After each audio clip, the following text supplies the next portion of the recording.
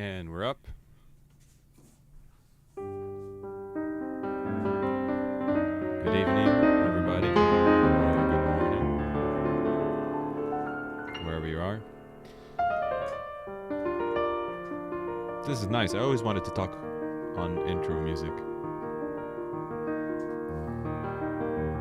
Can you help me record my voicemail? You've reached Or. He's not around right now. He probably doesn't want to talk to you anyway. You're welcome to leave a message that no one will ever hear.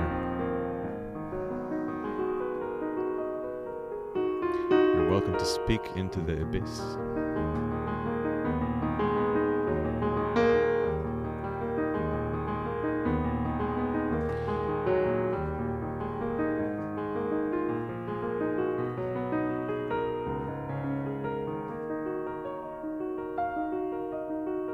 Oh, this is beautiful stuff you're playing right now.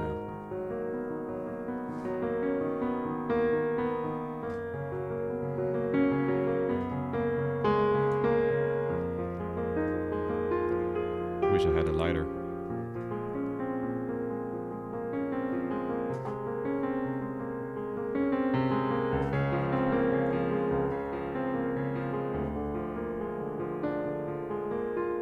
So if you've joined us so far, put a message on. Oh, there we go. Give me Beats Caller for free. We barely even started. Please, please, please.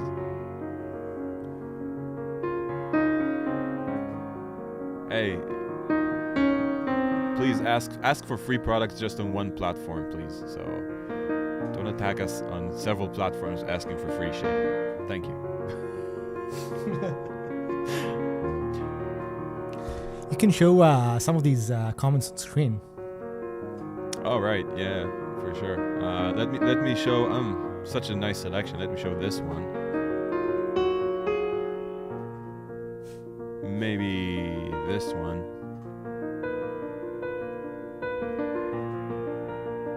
Oh man.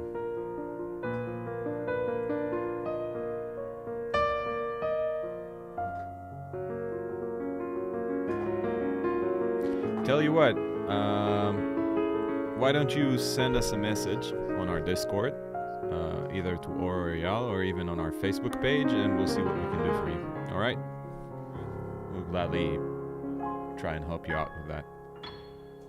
Is that all right, Gasparino? I mean, you got us started with so many comments. We have to do something for you. Anyway, so we're starting another live stream right now, and we're going to try and do something really exciting for this one. We thought that we'd start letting you in. I mean, Eyal started even before with his coding streams that I really recommend you go and watch.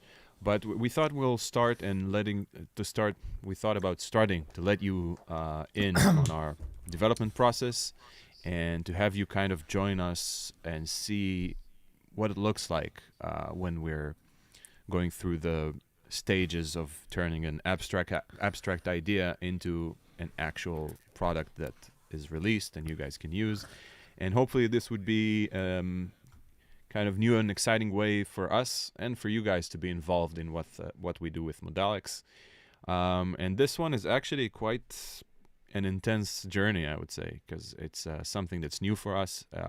We've always aspired to change how people make music. Basically, that's been our sort of goal from day one. And this might be our most ambitious effort to date in that regard. So seeing Beats Caller and Eon as the initial steps, they both exemplify certain ways that we innovated in composition. And this is like our flagship moment, compositional effort project thing, I guess. It's still very early, so we're figuring it out ourselves.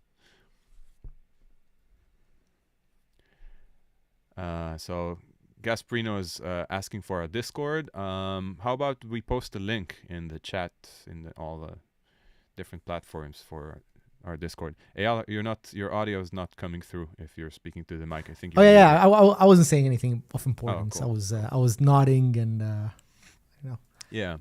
So, besides me talking, we will actually show like the product design process, and we have a very visual way um, to kind of go through the product cycles, and of course we can. I don't know. It's up to Eyal basically, but we can also share some of the actual coding involved, and of course answer questions.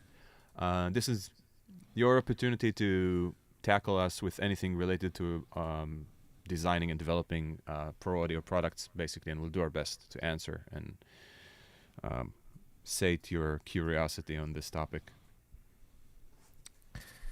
Yeah. So okay. So first of all, yeah. So send a friend request. Okay. So let's kind of cycle to the beginning of what this is, and something that one of these things that I've learned on the stream, on the coding streams that I've been doing the last couple of days. I was writing some audio drivers library that's open source, so I shared it. And one of the interesting things is we're probably going to have to say what this is about multiple times because people are going to join in and out of the stream. Many times people just join halfway through and they're like, "Oh, what is this? What is this stream about? What are you doing?" So, let's maybe give some context about this process that we've been doing. We're making like let's call it a new composition product, right? Mm-hmm. And what we're trying to do in this stage is interesting because we're trying to define a lot of elements in the process. Like we're trying to define a lot of things about the product, what it's going to look like, technical things, definitions. We're having some many cycles between us of like, what does this mean to do this? What does it mean to do that?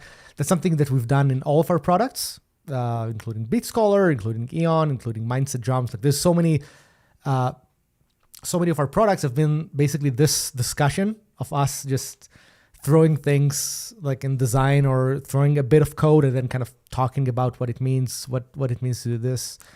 Having feature requests, like we have, we keep asking for features from one to another or from ourselves to ourselves. Right. So I thought that it might be interesting to open up this process, and so we're just going to do this discussion with you live. So feel free to jump on the comment section, ask us questions about what it is we're doing. Some of it we might not have answers to because it's all being decided right now. But yeah. So maybe we can jump in and just describe what the product is about in greater detail. This is kind of a difficult process.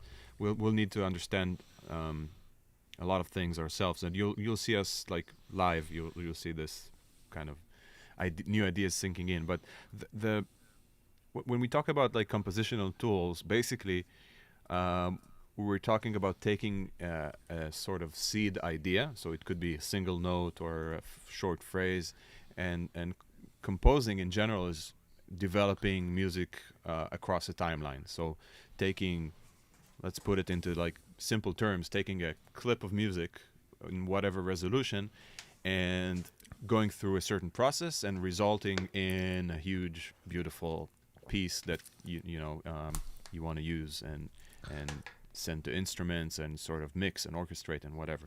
So the product, just to put a title on it, it deals with that part of the process. It deals with the part where you're seated in front of your computer with your DAW and you want to make music, and we want to be able to facilitate that to our best ability. So how do we go to the next step? The next step would be to identify how we communicate when we make music.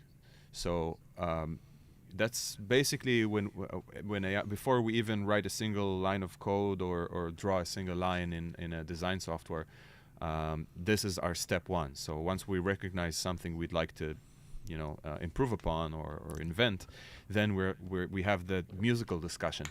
So just to understand what we'd like to translate using technology, we'd say something like, well, let's say I need to explain, like Eyal needs to explain to Or how to play a certain bass line, or how to make a certain bass line exciting as it corresponds to a chord or just by itself.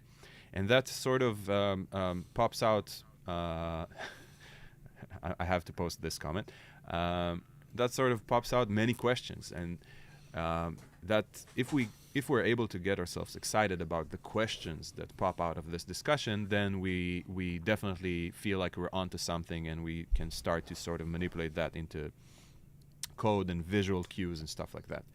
So moving back to thinking about the product development process, once we recognize a huge goal like basically composing music, which could be anything from a single one-note pumping bass line for an electronic track to an orchestrated, string quartet piece. You have to cover a lot of ground, but you have to also understand like the lowest resolution possible. What is the very basic elements that make up an evolving piece of music? And that brought us to conceptualize something very interesting, that we need to sort of come up with. Music is a language, so we need to sort of come up with our way to exemplify the language. And this all sounds like, as I'm saying it, I understand the size of the challenge we're facing. So it's basically we have to reinvent the musical language in a sort of way that's user-friendly, and it facilitates your knowledge at any point you're at. So that means if you're just a beginner, we want you to have tools to sort of grow and expand your ideas. And if you're super advanced, then we want to be able to do the same, but offer you tools that are precise and not just like this black box that just generates music for you. So that's a long-ass intro for just giving a sort of background as to what we're facing in this development process. Yeah. So let's bring it on. So to give you just the technical context, I guess we can start by doing starting to show screens and stuff like that. Yeah, sure. I think that what we're doing is, sorry.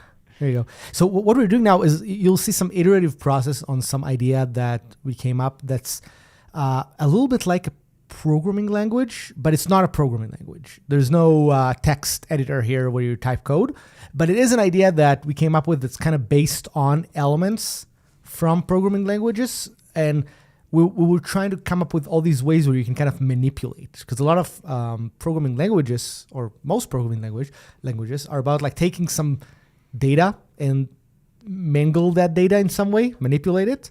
And we were trying to do the same with music. Like you have some music and you want to change it. You want to make it longer and more interesting. You want to add variation to that music. So we're building all these little building blocks that would allow you to do stuff like that. So what we're looking at right now is a sort of classic ideation prototyping sort of process in Figma, which is a very well-known software for doing stuff like that. And basically, a lot of our products will start like this long-ass tree here that I sort of intentionally build it like this. So it starts off here, and I can kind of follow through our thought process. And this is, a lot of the times, it's also backed by text. But it's a very visual way to kind of work. So just to give you like a visual example of what we're talking about, this is one of our first discussions about music being played in forms.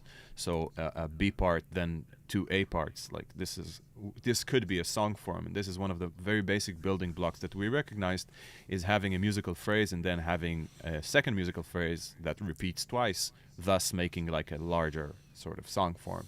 So that's fine and dandy. And then we resumed by saying, well, music isn't just that, it's a sequence of these sort of forms. And as you see, it says nested sequence, because that's Can you zoom on that? It's so cool. Can you zoom on those? Yeah, I'm not seeing the stream, so you'd have to let me know. Oh, yeah. So this is another... Zoom even more. Yeah, if you can. I can do this. Perfect.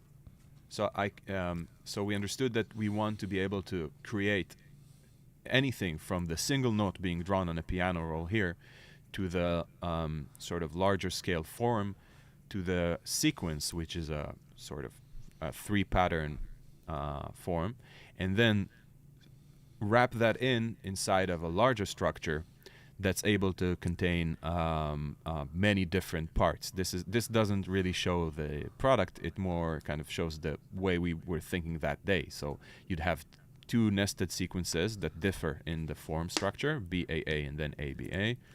And then you'd have a simple object, like sort of a piano roll that just plays a single phrase.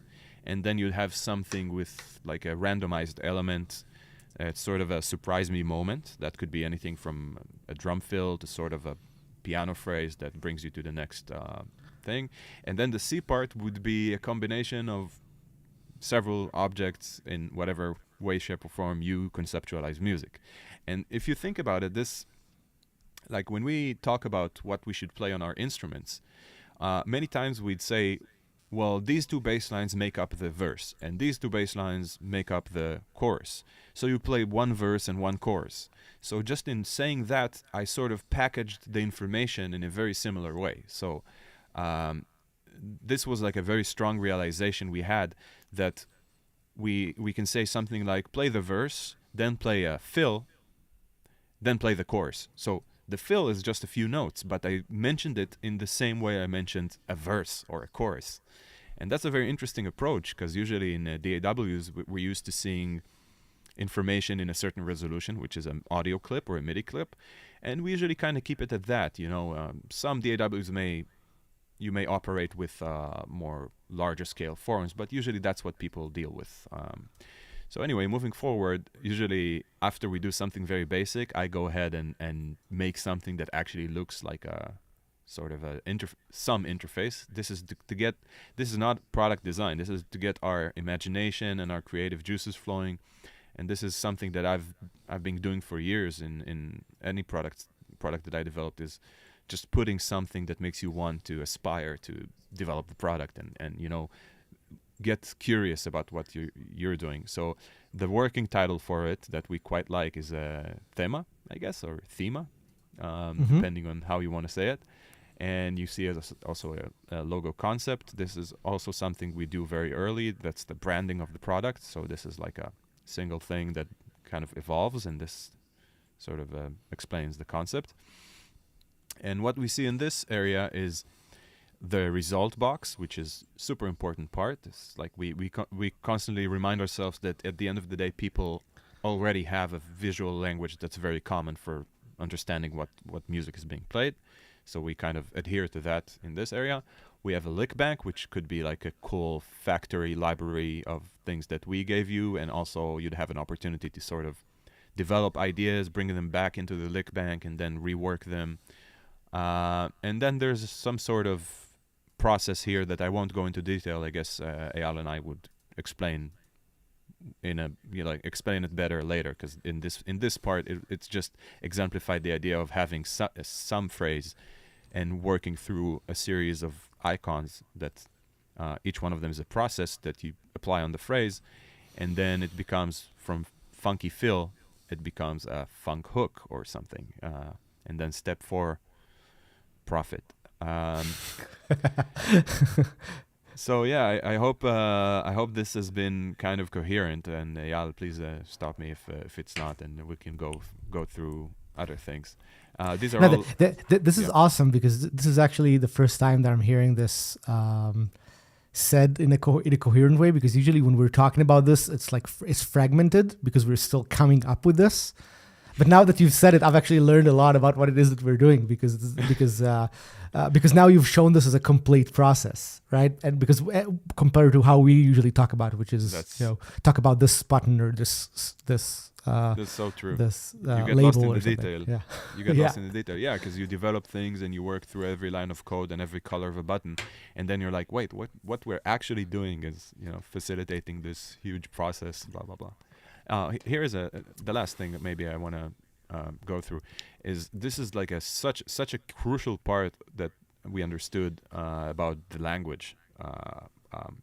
So this says if chord equals C minor, add ninth. Like this is like a phrase you would say to your friend when you were playing, like, if the chord is, every time the C minor comes around, just play this note, right? So this would create some sort of rule that you would apply in a broad way and not worry about it, as opposed to going into every piano roll, looking for every time that chord appears and then adding that note. So this is why I want to kind of pause on this, because it's one point that I felt like we had an aha moment, that we realized the like potential power, or maybe I realized that Eyal had these sort of forms better cemented in his head before I did.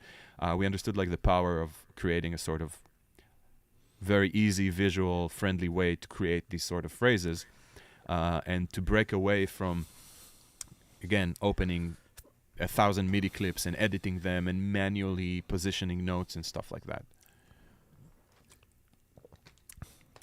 Awesome. So maybe we should dive in and talk about what we were just discussing right before, like a couple of hours ago.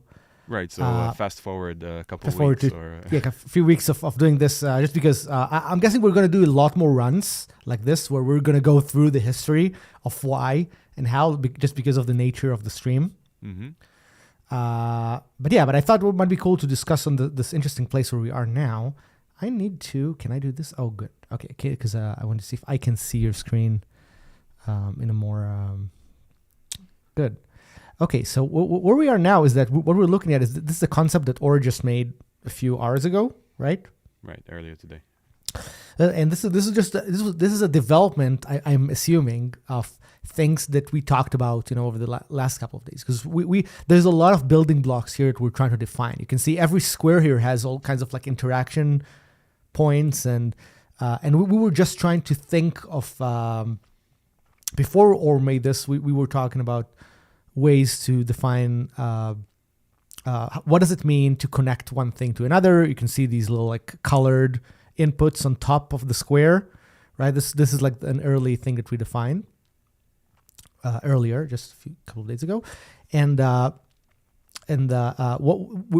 of the things we understood, and we just talked about this before the stream started, is we started to talk about ways to symbolize the connections between things. Mm-hmm. Right? Do you have the last thing we did during our chat, like yeah, right of course. below this? I have everything. You're talking about these ones? No, the thing we did was that like 2 hours ago? When was that? Right below that. Oh yeah, there you go. Yeah. Here we go. Yeah, this was like some conversation we had about this, right? Mm-hmm. So here's what I'm just gonna take this as if we never stopped talking about this.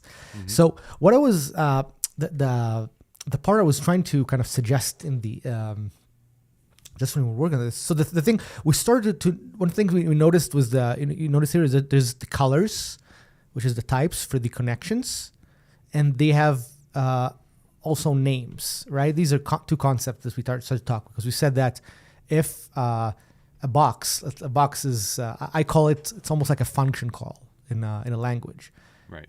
And the color is the return value of the function, like it's a type. So Mm-hmm. a purple thing, let's say the purple is like a musical sequence, like a piano roll. It can only connect to an input that's purple. Right. But there could be multiple things that you could connect. Like here, there's a generator A, B, and C, like three things that generate different types of music, and each of them can connect to any of the purple like little inputs on the octave. Right, and one thing that's important to note is that you can think about it like each one of these processes or functions sort of shows what it requests up top. So it needs you to insert here. You can see it better. It needs you to insert like two numbers basically. So it needs to know if it's an octave. We can see it here. It needs to know what octave it's in, and let's say a velocity value, because that's just like a random thing that I decided that it needs. None of this is cemented. And then it needs music to apply on. So this is where we're at. We kind of had a breakthrough today that we understood that the function flags its inputs like in this visual way, and allows you to assign without using any like wires or sort of very complex, ugly visual way. So it just says that generator A is the music input for octave 1, And this would mean that if generator A is making a note, octave 1 would make another note that's 2 octaves above it in a certain velocity value. So this is like a very basic building block of perhaps a much more complex music making machine. We call them devices. I guess that's a big part of the way we're thinking about this process is that we're going to make all these sort of devices, that's the way we call them, that take a note input from a generator or a piano roll or a sequence and then apply all sorts of interesting functions on it. So so that's the main thing, the fact that we understood the visual language that sort of explains what we want. We want things like octave 1 to have. We want it to have a way to show its values and then show what kind of music is being driven into it. Yeah. So there was one thing that I was just I wanted to suggest we experiment with before we. So I wanted to see if we can have kind of try to have a layout where basically everything is laid out vertically. Like imagine generator A, B, C. Imagine that you lay them out in order in a vertical way. And then I thought that, that if you do something horizontally, it's only if you put a block like around this, like let's call it, parallel block or something. So there's going to be like special things where that would mean to do things horizontally, but there'll be like some layout. The reason why I suggested a layout, it's not carved in stone or anything. It's just like something that I was thinking of.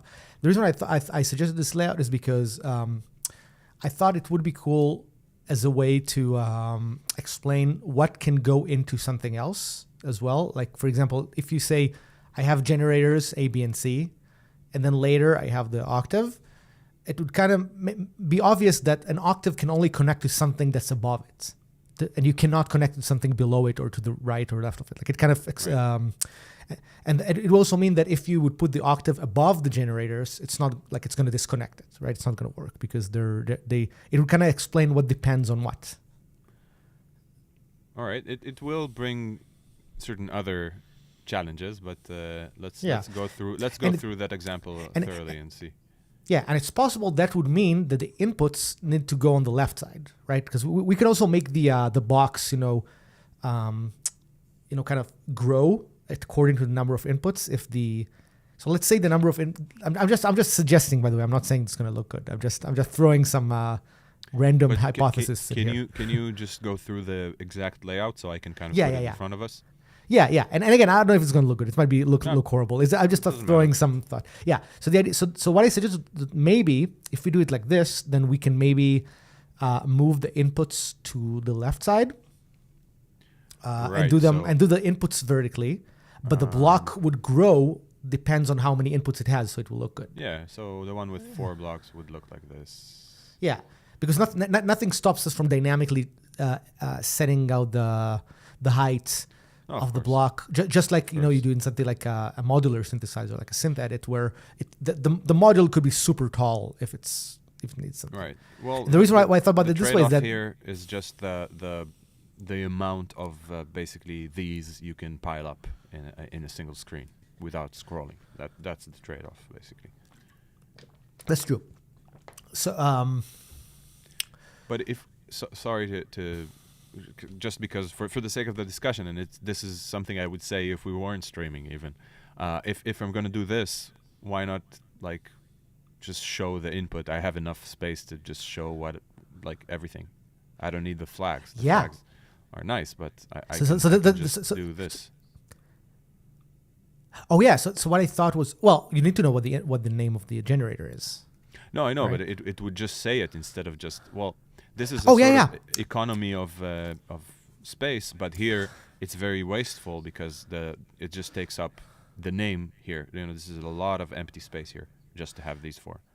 Right, but I'm just saying, yes, and you're right. But what I thought is this would actually allow for things like hovering over the inputs and seeing the full detail or something, right? Like this, it would kind of one of the problems I saw with when the inputs were on top was that if you expanded them, text like is exactly. So text is left to right, right? So this is basically what I'm suggesting in a detail view, right? To look or something like that. Gotcha. Because if you have because we can't really with the inputs on top, we don't really have anywhere to stretch them to. We can only just place them somewhere else to show like a this longer would text. be note. So I'm gonna just a lot of these. This is for the audience wherever they are. A lot of times, just to get going, I would invent something on the spot. So a generator has a value of a note, and it has a value of subdivision and velocity or whatever. But the main thing is to sort of demonstrate, to have a clear way to demonstrate what we're talking about. So the note, this would generate the note C3. And like what happened is I hovered above one of these green rectangles. Eyal, correct me if I'm wrong. And when I hovered above the first one, I saw the first one is the input is note. So it has a sort of note input from somewhere, and it's C3. So this generator would do something with this note or whatever.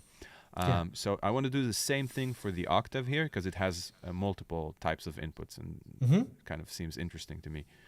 Let me see. 235, that's 133. So let's make this the same size. So yeah, this little module is called octave, and as we said, it needs music, and I invented that. It needs an octave and velocity. Again, this is not an actual thing. This is an idea. So this moves to the side. Guys, if you have any questions, it'd be cool also for us to sort of go on tangents and answer them, or maybe it will spark something new for us. So feel free to jump in and do things other than ask for free plugins, which is also cool. But, you can do so much of that. So this is maybe also a cool example where you see like a preview of the, you see a preview of the input, and then when it expands, when it expands, you'll get like the full thing generator. Exactly.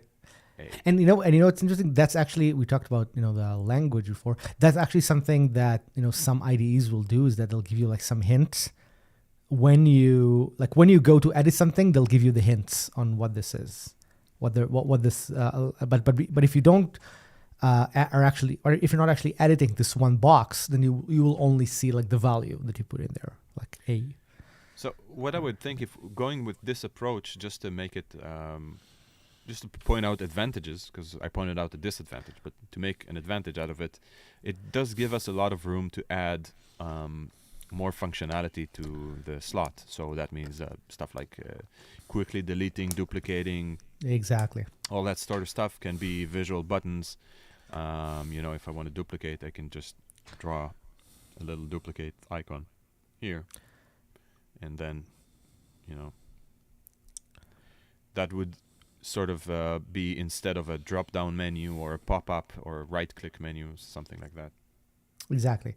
And the reason why I thought about this, again, this top-down thing, is first of all, it would make it very easy to do things like reordering, which would make sense a lot, I think, in some situations. How do you mean it would make it easy for reordering? Sorry. Like if you think of the list itself as something like what would be a good example? Something like a Google Calendar, right? Where everything, like you see the date, specific dates, and you can kind of drag up and down things. Take this thing up. So you're talking about the list of these. So yeah, because the reason why I like this is that would allow to do a bunch of vertical things packed together. Like it's let's say we keep these. Let's say that there is some list, that the list of devices in your device, because we're in some device right now when we're editing this, supposedly, right? Like you're writing a harmonizer, you're writing a generator, you're writing something. So the content is, let's say you have you're in the blank page, right? And let's say you do something like the idea is that there's something when you think about, like, let's say you drag things from the bottom, from the top toolbar, from the side toolbar into this, right? You brought the thing in, right? Mm-hmm. And this is going to stick to there's going to be a slot there, like an empty slot of sorts. When you hover over it, it's going to kind of highlight or something. Mm-hmm.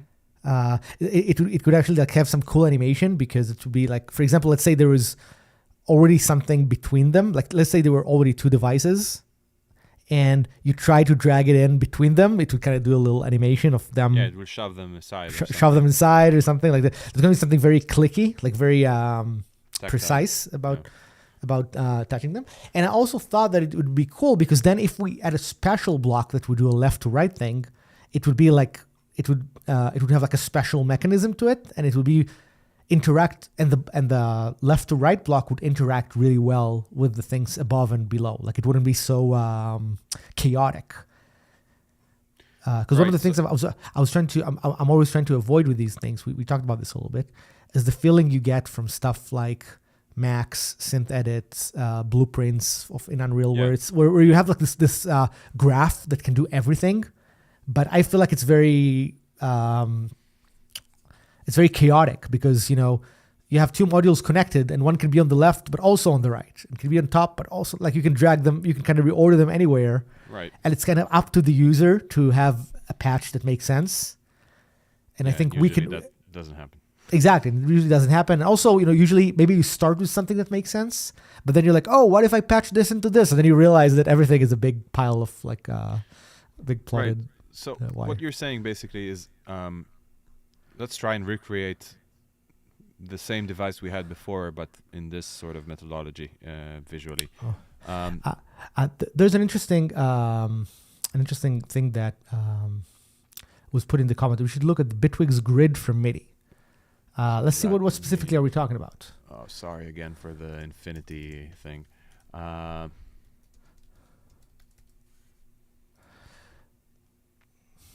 Oh yes, I think I know what you're talking about. You're talking about the node grid or whatever it's called, right? Mm-hmm. Let's see if we can bring it up. Yeah, I'm showing it on screen right now.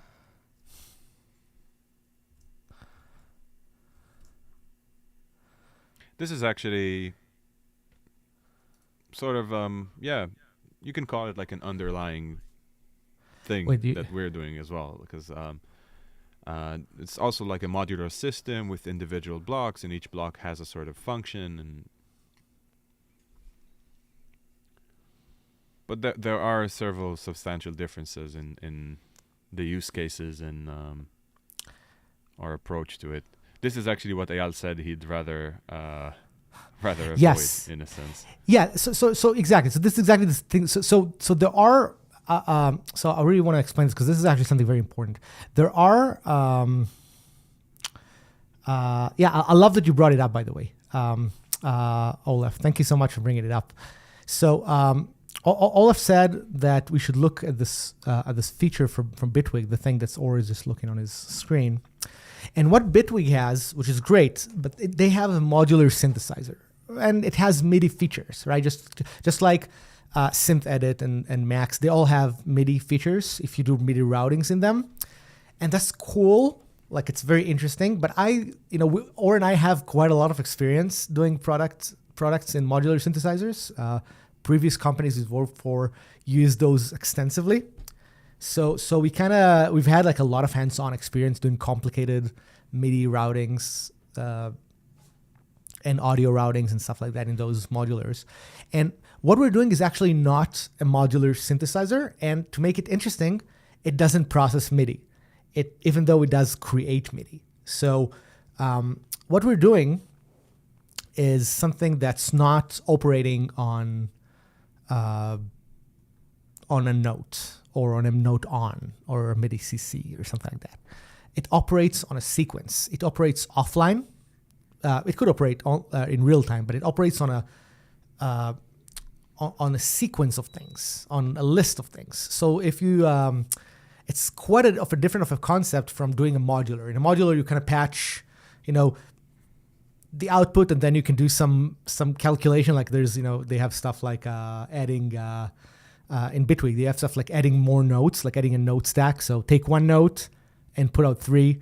But those really are just basic MIDI effects. They take note inputs and they put note outputs, or they put an arpeggiator in there or something.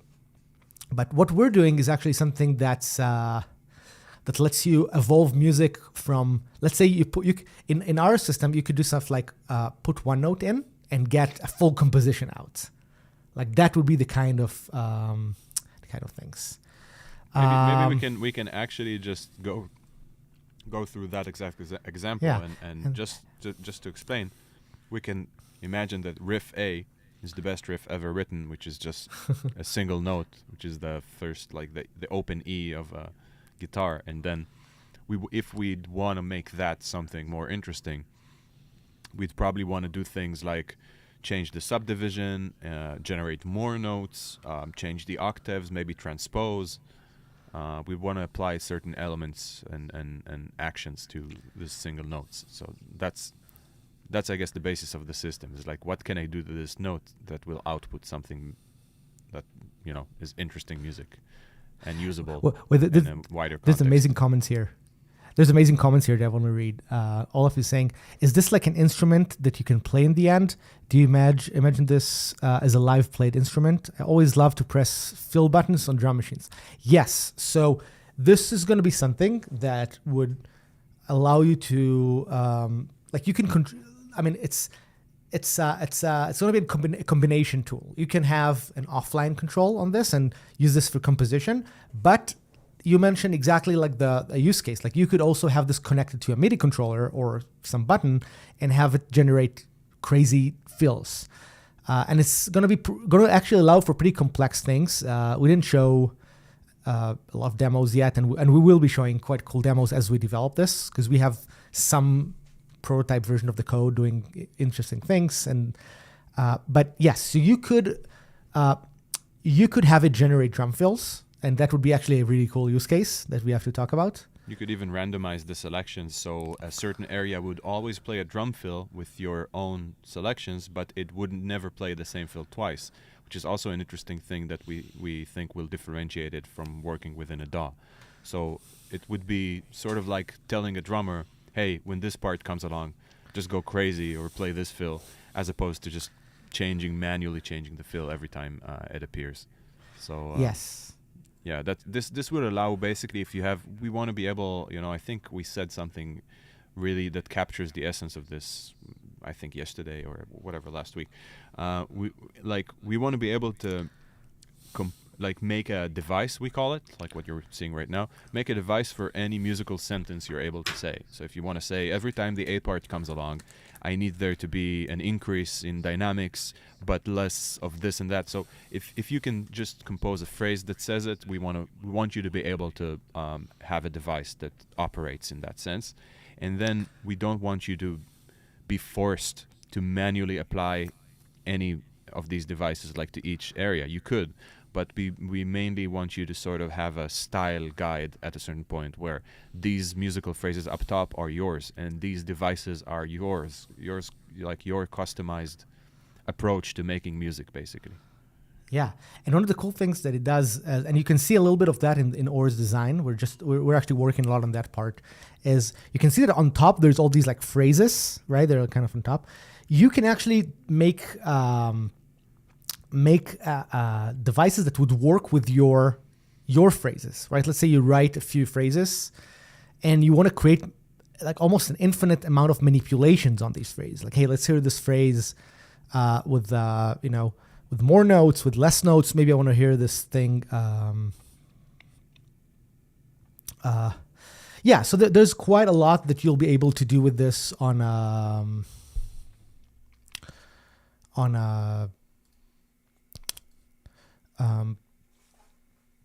composition scheme with your own phrases.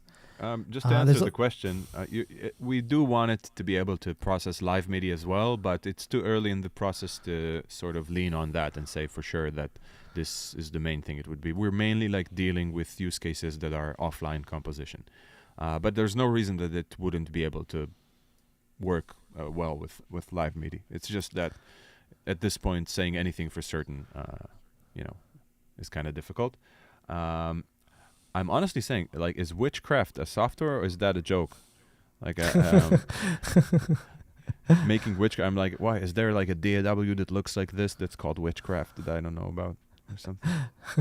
Yeah. So So Olaf says that the grid is not live. Our instrument will be live, but it will be live. But it is important to note that first of all, it doesn't do what the grid does. The grid has an actual synthesizer in it, like it's a modular synth that does patches. I didn't go to see exactly what do they let you play live or not live, but the grid is. But the idea is that they have a signal routing scheme. That's basically the idea of the grid. So what we will do is that we have a composition scheme, but you can connect anything in this composition scheme to be live. So just to give you an idea, there's or if you can zoom in on your screen a little bit. I'm just preparing things for oh, okay. future. Oh yeah, so I can. I'll let you. I'll zoom. But let's say in theory that you have one of these devices, and there's a number input there. You can say, well, that number is going to be connected to a MIDI CC, right? And a number could be something pretty crazy, like the number of the probability of this lick playing in a sequence. That's the number. And if so let's say the sequence is playing and you just move your MIDI controller, that phrase is going to come more often because you brought up the MIDI CC. And if you bring it down, it's going to be less often. So you can control something like this, but you can also control something like something even wilder, like something duplicates time. Like how long does this thing duplicate? Is this going to make it half time, quarter time, eighth time, or double time, right? So you can control the timing of this. You could control quite a lot of this with just by connecting one of these ports, one of these like little inputs into a live MIDI, into something that you do live. So yeah, it will be able to do this live, and you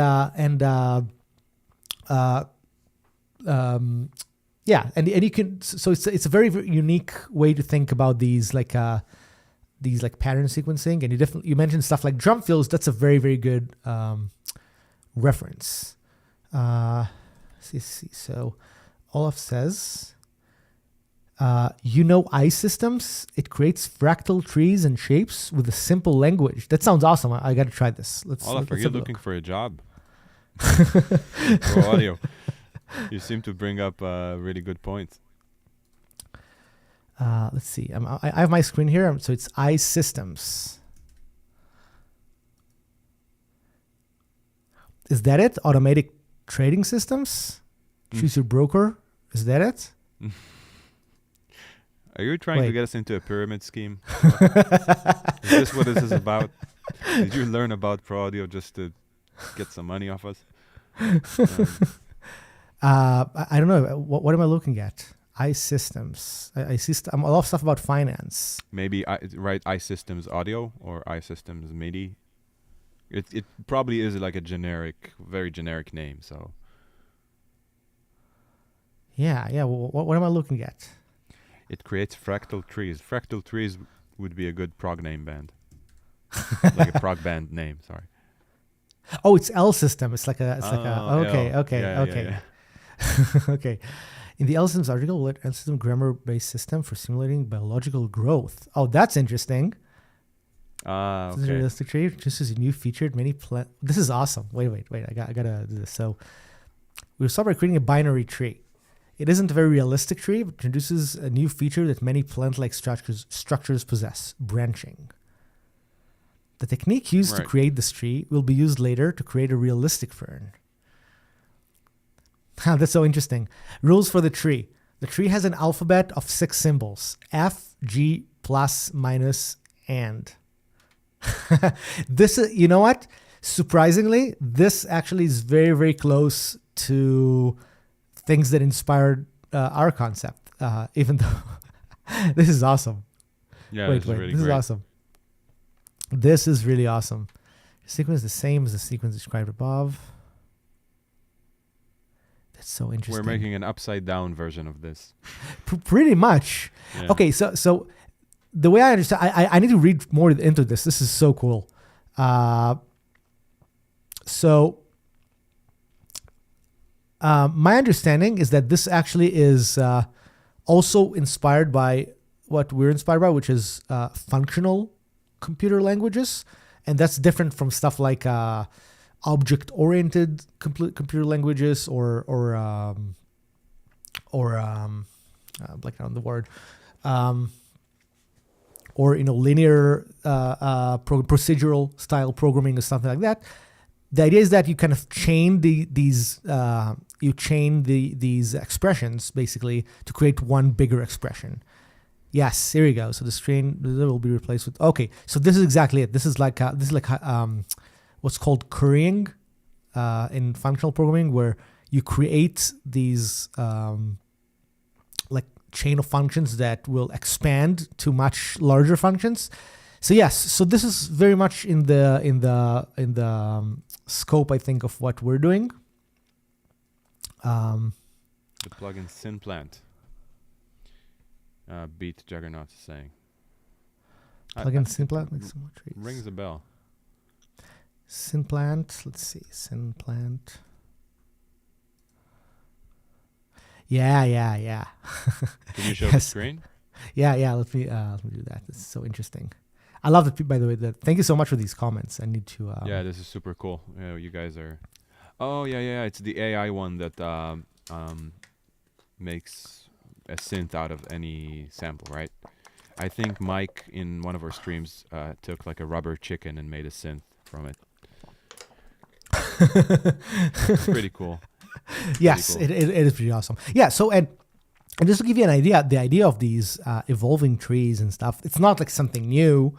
It existed in many different domains, and I'm sure it exists also in audio processing. In a way, like I definitely have seen lectures about doing signal processing like this. I've been in places where in lectures, I've been in lectures where some people, for example, in ADC, that's a convention that happens in London, and I've been in one awesome lecture about somebody tries to write a full, like a modular synthesizer like this, described as the tree with kind of straight up functional nodes. It's very very interesting. I think it's a very interesting model, because one of the interesting models about these graphs of processing is that they allow for a very unique feature, which is pure functions. It allows to say that if you put in an expression, like in our case, you put something like a music generator of sorts, or a music changer of sorts, then we're saying that this thing will sound the exact same way if you pass the same music into it, and that's something that you don't get in a traditional modular synthesizer, because in a traditional modular synthesizer, let's say that you chain in something into a filter, right? A filter has states, like it keeps memory of what's before it, and it doesn't sound the same, in the next things you put into it. So it's basically a stateful machine, right? It keeps being modified, and it has things in it, or a reverb, right? Another example, right? The reverb keeps, like, it has memory of the last few things it put before, and it's not like you can identically kind of start a reverb from the middle, right? If you want to hear the sound, you got to start the sound from the beginning, play the entire sound, because you want the reverb of the previous times as well, right? There's something about signal processing that holds memory, and these, like we've seen now with these L systems. Ooh, I got an ad. That's fun. With these, trees, is that those trees and those, like, mathematical. I don't know if you can see this. It has those mathematical expressions, like these kind of stuff. These expressions are usually mathematically pure, so that it will always be the same result every time you put in the same inputs. I haven't tested to see their exact semantics, but that's how these are usually treated, and it's a very interesting way to observe a process. It's different from how most general purpose programming languages work. But we're trying to get into that space, but maybe a bit less abstract, maybe a bit more musically focused. Right. Circling back to what we showed before in Figma. Yeah, we're gonna stop that screen sharing. Just with the exact same conversation. So again, infinity screen, and there we go. So basically, even though the underlying engine would be a sort of, you could break it down as a code, as like the L systems thing. We always like to give, to present a very nice and friendly interface to people at the level they're prepared to face the software.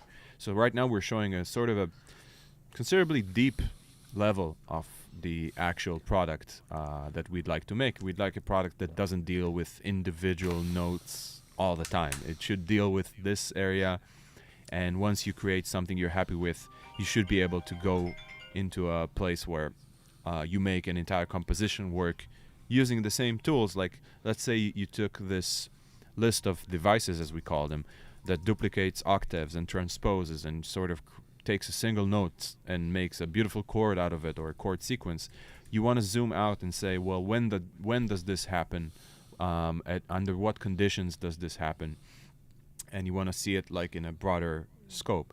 So that's one thing. The other thing is taking this very kind of abstract code language and giving it a sort of user-facing visual interface, which is basically what we're seeing right now. So Eyal, at a certain point, to try and explain to me, because I had I don't have as much coding experience as Eyal does. I guess not a lot of people do. Just to explain it to me, I do have some. I have enough knowledge that something like this made perfect sense to me. That he described sort of processes in these sort of code container kind of way, where flow music, aka riff A, has these actions in it with these inputs, etc., etc. So what we're seeing here, all the way down here, is basically that, but presented in a way where you see like the musical material you're working with and the processes that it will go through in order to create a new piece of music. So right now, just to keep going on the same track, I did like a recap for anybody that's just joined us. This is also good. It helps kind of cement these ideas, and we start believing them ourselves. This is a sort of new approach we started exploring that takes these objects and kind of stretches them out and puts the inputs on the left side. So here you would see the kind of music that goes into octave 1, which should be, let's say that it's riff A. And then octave 1 would have, two numbers, that one of them would be the octave, the other one would be velocity. And then we would have transpose, and if I'm not mistaken, the input for transpose would be octave 1, right? Because it doesn't take the music from riff A. If it's linear, it would take the music from here. Exactly. And if you remember, one of the things we talked about was this idea of kind of assuming that by doing something like an arrow. Right. I forgot. Right, and then you can that would even help. But even if you don't have the arrow, this is correct. Right? Yeah. I meant to do this. Sorry. Yeah, but you're totally right. This is, but I think this is exactly the, I guess I think this looks great. By the way, I think this is, and I know we're you can see we're just prototyping boxes and stuff. But surprisingly, I love this because I feel like if we can look at these diagrams and we can understand them, that first of all, that really helps me write the code because I'm implementing Olaf said something very interesting. I would love an operator where I could put numbers in a row like 1 and 2 and would alternate between 1, 2, 3, 4, 3 and turn random, and it would output random 3 and 4, but 2 things as many be 3. Yeah, all of you, you're hitting exactly, like we probably have prototypes that do exactly what you're suggesting. Yes, this is a very, very big use case on this thing. Like one big use case we're always talking about is just different ways to mess with structure, right? Yeah, like the ABA thing I showed before. So I can show it again. One of the things we started from is sort of sequencing song forms or phrase forms, and then what you're suggesting would be to sort of have a connection into that, or something that you can apply on something like this that would alternate between song forms.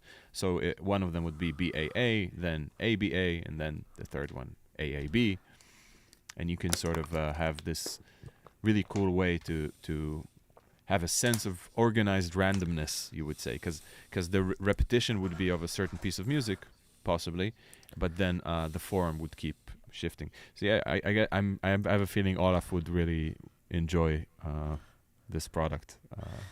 Yes, exactly. You're gonna like. There's something really interesting that that you can do once you think about music as not just as like sequence of MIDI notes, but you're saying, well, there is something about the bigger blocks of music or lists of musics or stuff like that. There's a lot of cool operations you can do, including anything to do with random, right? Anything to do with the because a random, for example, a random transpose is actually very easy. Like you can write it in any MIDI effect or something. But a random song form is much more difficult because it's so stateful. So it's very hard to do a random song form in an effect, in a MIDI effect. Like you need So it does. There's quite a lot of interesting things here about the model, and probably over the next few days or something, we're gonna be able to go over a little bit about the implementation of how this works, and I can show. I have some. I don't have this. I don't have an implementation of what Or is designing just yet, but I have implementations of like some internal workings of that because we work on the engine and on the kind of prototype design on the same thing. I'm just organizing some things. Yeah. So this is very interesting. So there's a great question here that I want to answer. Bit Juggernauts asks, will it be microtonal?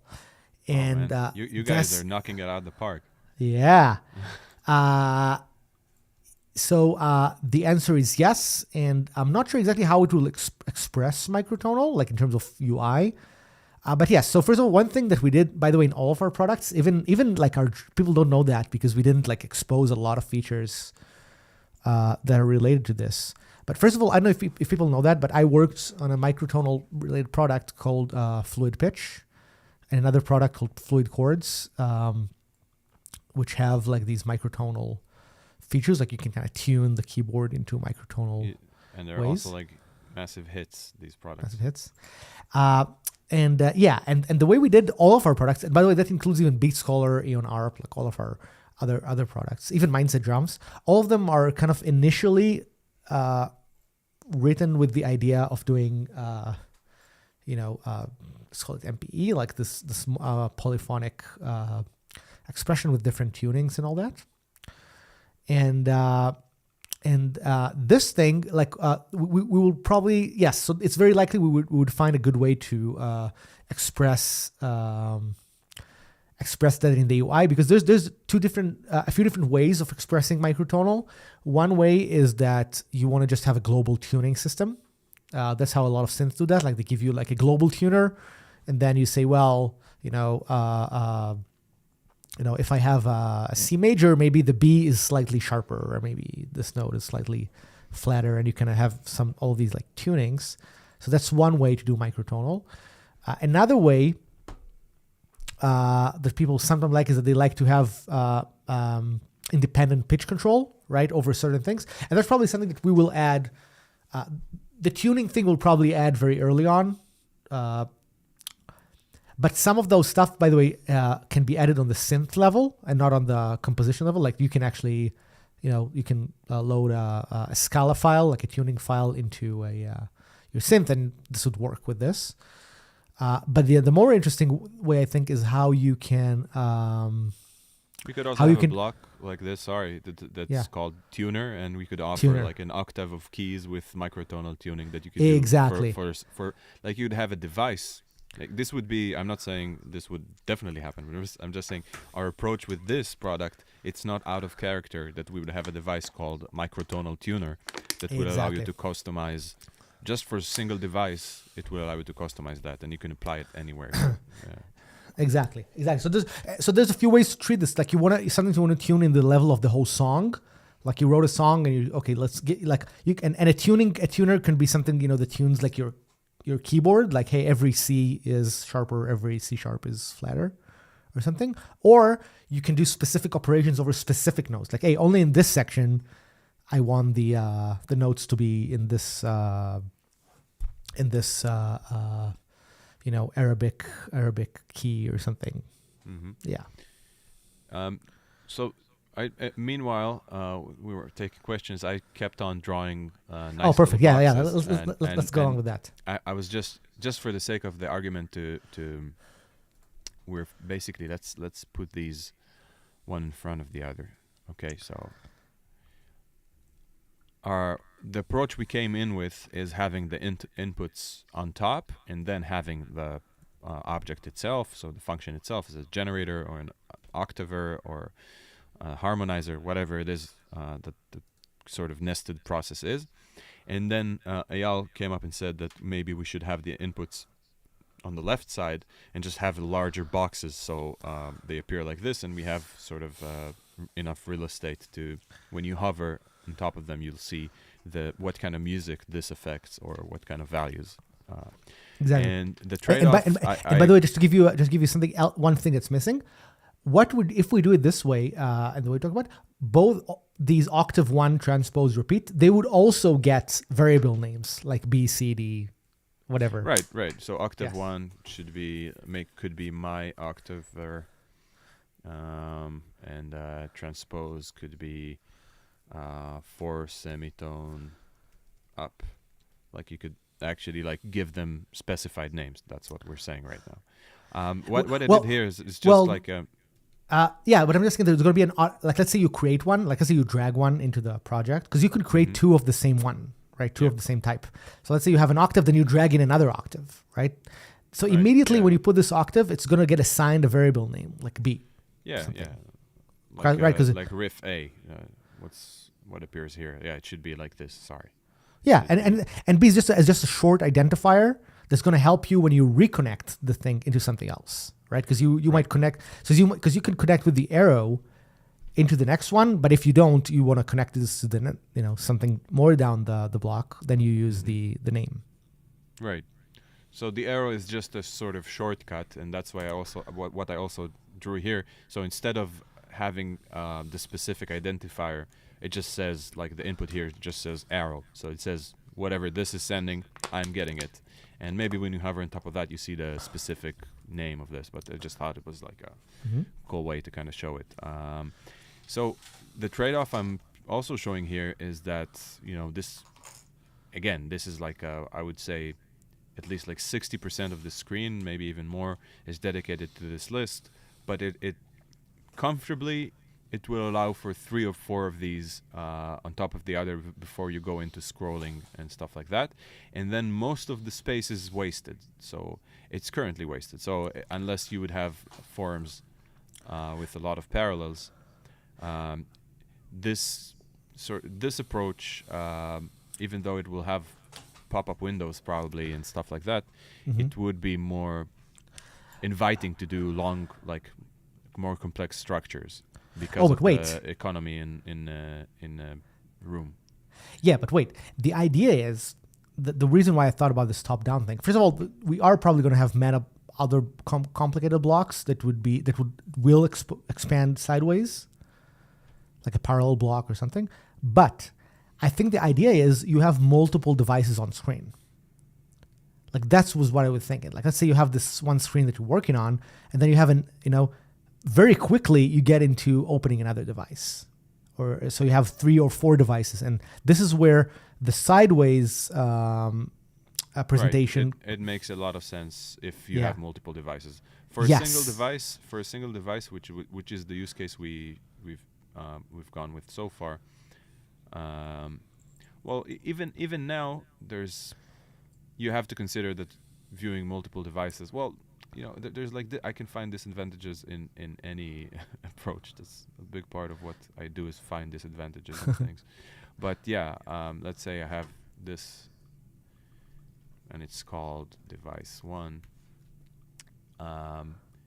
Maybe if this is the area where you construct devices, it does make sense that it would maybe be like this, and then you would have another one, and then possibly a part of a third one, or maybe you would have just a block that says, I always like doing this in any prototype, is leaving room for potential. Yeah, This and would be a plus exactly. device. And the thought process I've had is you might have, for example, let's say that like you would usually do it if you have something connected to, like, let's say device one has something, from device two that it talks to, like device one actually calls device two. So it's very likely that you're actually like you're working on them at the same time. Like you're like, oh, you can connect something in device one immediately. You can modify like you don't need to do like page swapping when working on something like this. Right. So you would have device one as a possible generator or as a possible music input for device two. You would have it set up already, and because it's a device, it would appear like this. So you could have device one, and now the process here is repeated, but with the input from the first device. Exactly. And I think then the idea is that your creativity a lot of the times would be about chaining devices. Like, for example, let's say you have device one, device two, and then device three is using device one and two as generators or something, right? Like device one and two are interesting generators, and device three is like a sequencer. Yeah, that's what I was just about to do. I was just about to do like this. And I think that and I think having it like this would help you kind of get a good overview of what is you're doing without, because if you have just one window on screen, your I guess your natural action would be to do everything inline. Like you're like, oh, why would I put something in another device if I have to keep switching pages? Let me do everything in the one device. So this brings up an interesting topic of conversation, actually, that deals with in UX and user experience. You have to consider what it is you're recommending, like the user to do, but by just not in a very explicit way. So you have like a visual way to recommend doing something. So when your laptop lid is closed, it has like a very small slit, an opening in the middle. So it kind of says, hey, if you put your finger here and push up, the lid will open. So this is a sort of very simple way to describe what I'm saying. The reason I'm explaining this concept is that if we're at a point where we can decide if what we want to recommend is an all-powerful single device that does many things, or the existence of several devices side by side that feed into each other to create this sort of horizontal mega device together, but then there can also be apart. So there's like we could also like have both approaches at the same time and have a single device be on the entire screen, allowing you to do several things, but also have like a button that says duplicate or add device, and that will imply that you can add something next to it and it will kind of shrink down. And it would require scrolling maybe inside the device, because maybe I have another process here in parallel that I'll need, in order to see it, I'll need to either zoom in or whatever to view it.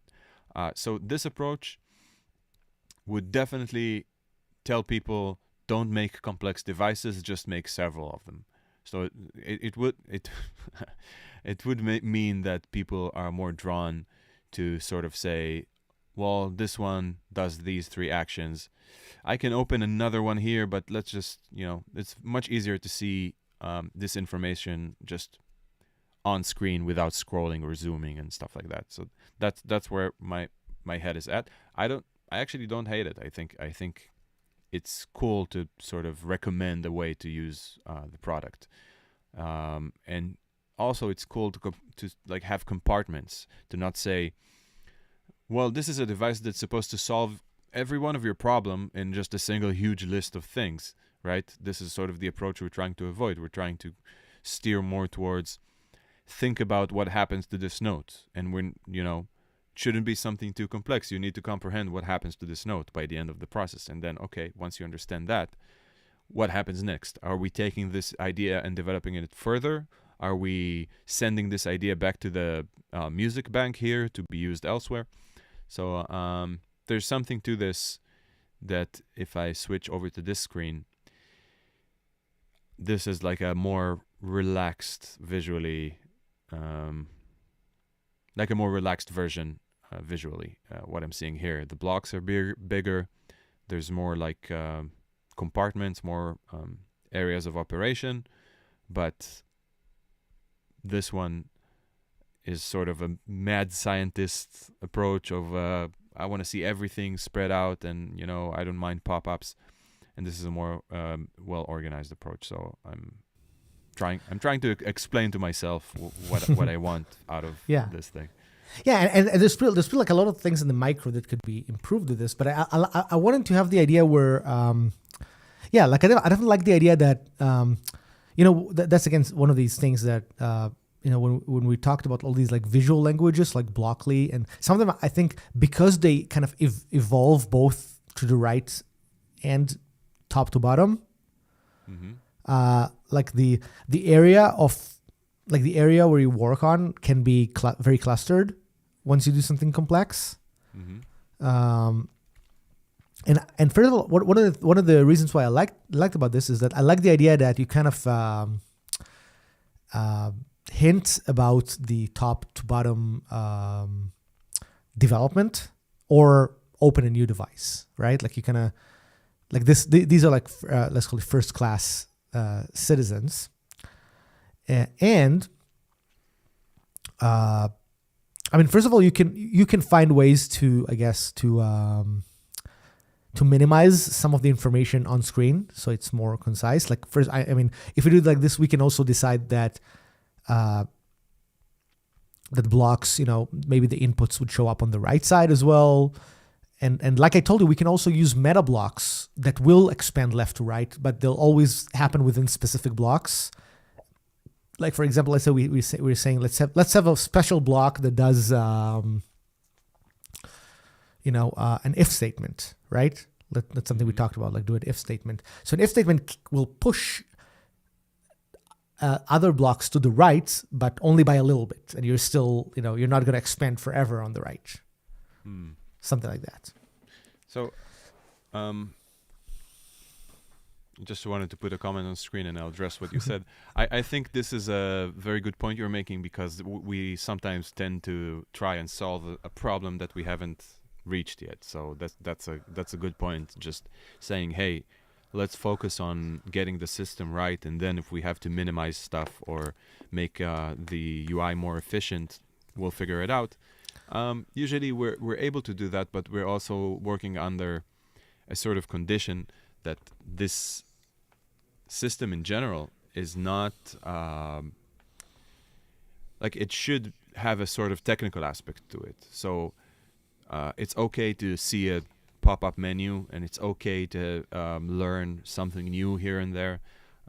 It's not like the in Beat Scholar, like the single pizza where we want to just click it and it's on, click it and it's off, and split it, and that be happy with that.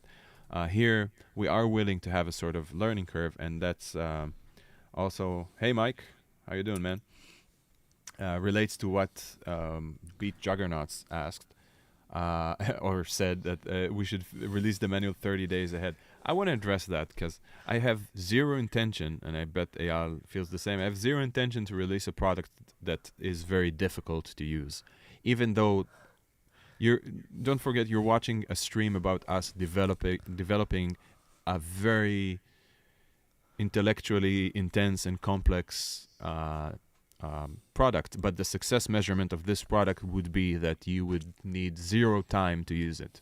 And for me, that's like, if you learn something about using this product, it should be additive, but it should be usable from the moment you open it, and it should play music as soon as you encounter it. So don't worry about us making something that's a big code-like sketch, even if it's a part of the UI where people would, some people, maybe like Olaf, would say, oh my God, I'm so happy these guys actually pulled it off and made something so modular.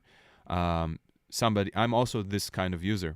Basically, I always, I joke about, my strength in being a product manager for plugins is that I don't like plugins. And it's not that I don't like them, it's that I like ones that sort of facilitate making music, because you're like a drug addict looking for a fix when you want to make music, and you don't want to open a cumbersome interface that asks you a ton of questions just to get something done. And this is what we feel DAWs are most times. So you can imagine that when we're looking into solving a problem like getting inspired and composing music, we don't, like, our initial response isn't, great, let's make a language that requires you to learn code.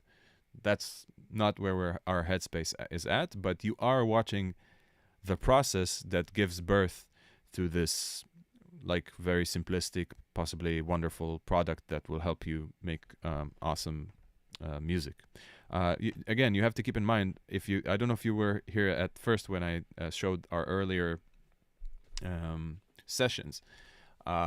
We came from a position of saying, like, we just want you to be able to easily create song forms within seconds. So now we're zooming in to the point where you're making, like, complex decisions about a single note. But the broader context here is basically getting to this point where you're describing how your song behaves, and you're making decisions on larger forms, and you're having fun just imagining what your song can sound like without going into each and every single note and changing it. So just imagine talking to your computer and saying, man, I wish this part would, sometimes appear during the song here and there, and I wish this fill wouldn't play the same every time it arrives. It plays slightly different. And just imagine talking and describing what you want out of your song, and then having it happen in front of you. And that's the sort of ease of use we'd aspire to. We'd aspire to either offer that visually or maybe even by text at a certain point. Sorry for going on about this. This kind of hit a soft spot for me as the guy in charge of user experience and that sort of aspect. Yeah.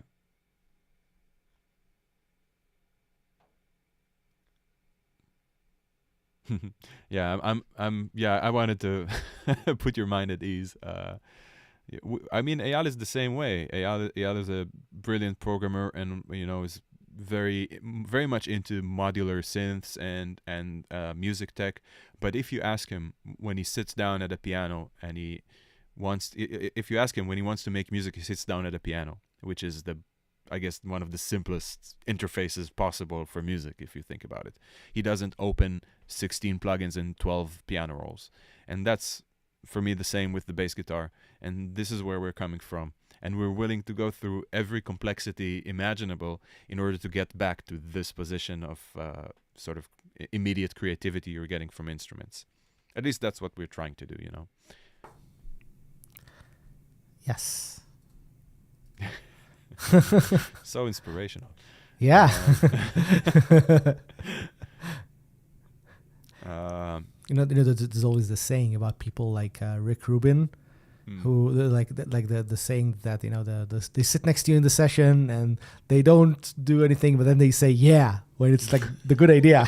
And so this is my. No, I love it. It's the opposite. Like, I love it. That sometimes you just need everybody. You know what? Keeping on with philosophy, everybody needs to feel approved. So I appreciate you yaying me. Going back to this, I'm actually enjoying. My eyes feel all right looking at this. And I know there's micro stuff. I know that to handle for this to kind of work. Oh yeah, there's a bunch of things here. Yeah, and by the way, like you're seeing, a lot of these blocks can definitely be more compact in size. Like there's no need for all this size if there's not all these inputs. Yeah, of course. So I gave it like a default size. Sorry for making excuses, but yeah, it's just easier for me to do it like this than give it a specific size to each one. Yeah, and then like the cool idea is that you always want to be able to have operations like insert something in between. Whatever, and the reason, so that's something that I actually think about often, right? Because when you think about these devices, a lot of these devices are devices that are created by the user. Like for example, device 2 or 1 in your example, and so they're user devices, and they could have inputs as well, right? Mm-hmm. Like you can say, well, device 1 has an input for like a music input for something, and then if your device 3 is using device 1, whatever, let's give them some better names than 1, 2, and 3, then those inputs would show exactly the same way in device 3, and you can patch device 1 into 3 or 2 into 3 or something. So let's say that this device starting to get fried here. This device is turning the riff into, you know what? Make it interesting. I had this up top, and then device 2 make it more interesting. Yes. This is basically it, right? Because you take a note, you make it interesting, and then this device takes and runs the previous device again. It makes it more intense. So maybe this one is an arpeggiator, and this one arpeggiates whatever the arpeggiator is doing and creates sort of a second line, and device 3 sort of form, organize or form, or something, right? So this one creates a form. That's why I brought these things. That should be make it 1, then make it 2, and then make it 1 again. So this is just to give sort of visual cue as to what the sequencer is doing in our head. Yeah, and by the way, a cool thing, by the way, about the sequencer, we can do a concept that's done usually in modular synthesizers, that sequencer could have a variable input, and then you have like a plus, like right. it says input. Like when you first load it, it just says plus. And then you're like, okay, plus, or maybe it has the first one by default, and then you add, and then you have the first one, the second one is a plus. You click plus, a second one is added, the third one is kind of put to the bottom, stuff like that. Right. So something like this. If I were to describe the inputs, I do want the inputs for the sequencer to have sort of a unique feeling to them. I mean, not the inputs here, but it should be like a detail that shows you the relationship between, like there's what goes into it, and then there's the order that it sequences in. Now we can do it like explicitly, where this order reflects the sequencing order, where you can go like, well, device, come on. I flattened the text because I'm dumb. There we go. So the first one is device 2, and oh man. So we can also do something like this: device 2, 1, and then 2 again. Maybe we'll try this on for size. And if the list is longer, then we have to think about if we want to do this, and have the sequencer block be huge. But basically, this is maybe a good point to explain that a sequencer in this context just means these things happen one after the other, as opposed to what we called mix, if you remember in our previous conversation. We also discussed, because these are sort of processes that happened usually at the end of what you're doing. So you want to organize the information. Once you created it, you want it to appear in a certain way. So the difference between between a sequencer and mix would be just that. Mix would play device would play this one and this one simultaneously, basically, as opposed to one after the other. So if this creates a chord and this creates another chord, you could decide either they're played simultaneously or one, then the other, then the first one again, then the second one again. Mm-hmm. It's a very common thing in music that things either happen at the same time or one after the other. It's actually also happens in reality in general. And you know, I think I actually like this use case. We can actually start to think of this use case of, let's say you want to generate chords programmatically, just like you mentioned, right? So we were saying, you know, one way is this, major chord. We're like, okay, play a major chord, but it's also so what is it? What is it? So you know, there's things like that, like a MIDI harmonizer, right? Those things exist. Yeah. There's stuff like in Pro Tools, it's called Note Stack. But what we do is we're going to generate something that has a timing to it as well, right? There's a length that it does. It's like a quarter note, something, right? You say, so that's also an input that the generator does, right? The generator could take a root note, right? In the future it could say take something like an inversion, but let's ignore inversions for the sake of the example, right? And we're like, okay, it takes a duration, or it doesn't, or it has a fixed duration, like quarter note chord, right? That's something else. But let's say it's a quarter note, and you give it the root, and it builds some chord on top, right? Maybe the chord is what it does, right? The chord is, let's just for the sake of simplicity imagine that it's always a major chord or something, right? And let's do another one that's a minor chord, and we'll talk about later how you can build one in terms of the other. It's can also be fun. Like you can make a chord, a generic chord generator, but then have one for major and one for minor, right? Like as presets, as prefabs, basically. Sorry, 1 second. Got a technical difficulty here.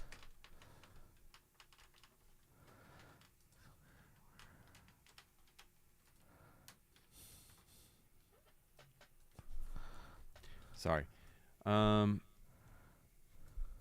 There we go. This is the first one, and you said to make a minor one.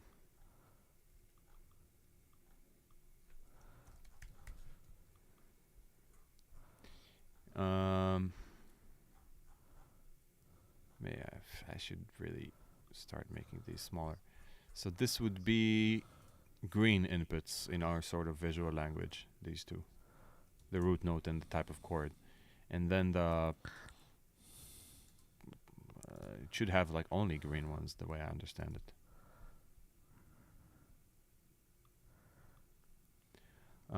Meanwhile, Beat Juggernauts is saying, will there be templates, and or will we be able to make templates for device fractal trees that we like? Definitely, yeah.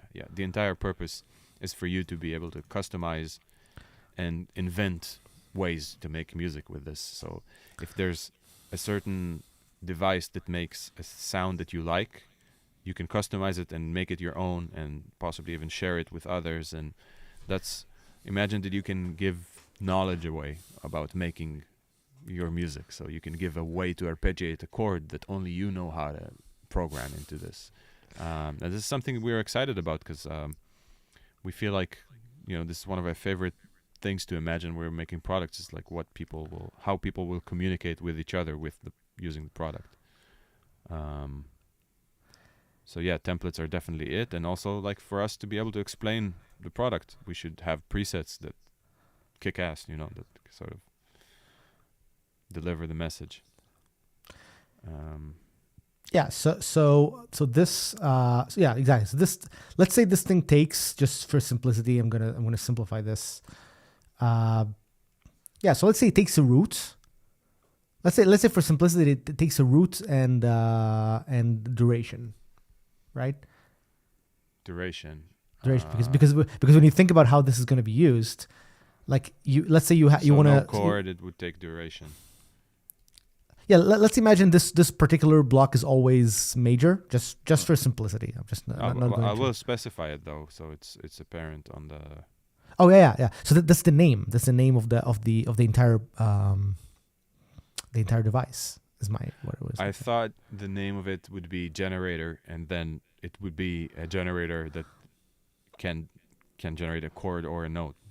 So it's like a matter of how we package it.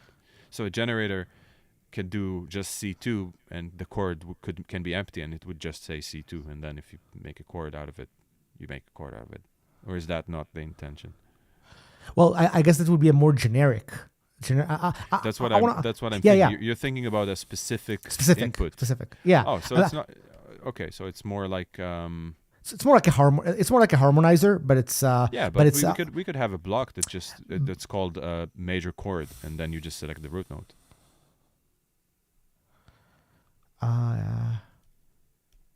Yeah, exactly. Or even a piano roll that but also with duration, which is interesting because you want to do root note and duration. That's a great device to offer. Exactly, because when you like what I'm thinking musically, I'm just going to play something on my keyboard for a second. Like let's see if my piano can work.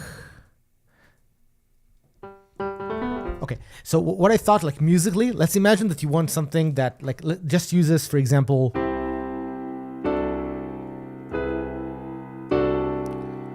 right? Just these these blocks, but you can make them shorter and longer. So, for example, you can make them. Let's say you make a piece of music with this motive, right? So you might do this,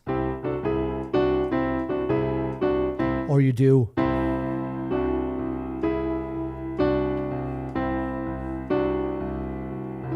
Right, so you will be kind of have all these variations on how these chords are connected, and some maybe you'll do a short, long, short, like a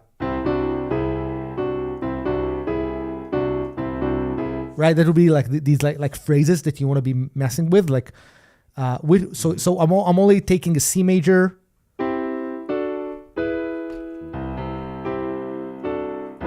I'm just taking C major, D major, and E major over just a steady bass line of C. And there's actually a lot of music that's written like this with a pedal point. Mm-hmm. And then the idea is that you will be able to once you're always generating these major chords, which is not the most interesting thing to do generationally, but it will be interesting once you create another generator that creates a phrase on top of that major, right? Okay. Because you can do something like, okay, here's a phrase generator that uses the major chord, and that thing will do, C, D, E, quarter note, quarter note, quarter note, and then C, D, E with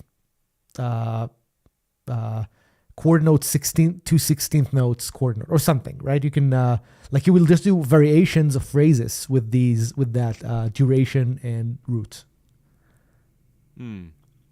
So you would do something like input here randomized value into the duration or something, and then you would sequence several of these.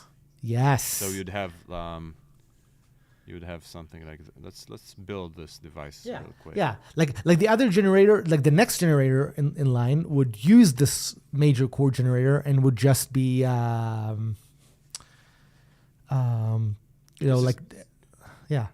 sequencing variations of this. Yeah, like the idea is that you'd have a generator that would have it would just have a bunch of major chords one after the other. Mm-hmm. Just whatever. Let's say let's give you an example. This would be 3 major chords one after the other in a device, right? Yeah, but what makes them one after the other in our language would be a sequencer. Yes, they'll all be connected. Exactly, they'll all be connected to a sequencer. But the idea is that you can create a chain of those, and then you can pass a variable into how long is each one, and create a sequence of phrases. So the first 3 can be we can start with a fixed number like 1 quarter note, but then you can pass a random you can make a third device that just does phrases one after another with a randomization on the durations. So it's always the same order, right? It's always 1, 2, 3, but it could be, and it could be, and it could be, Yeah, I understand. and you have all of them one after the other. So here's what the music would eventually sound like with some randomization. It would be something like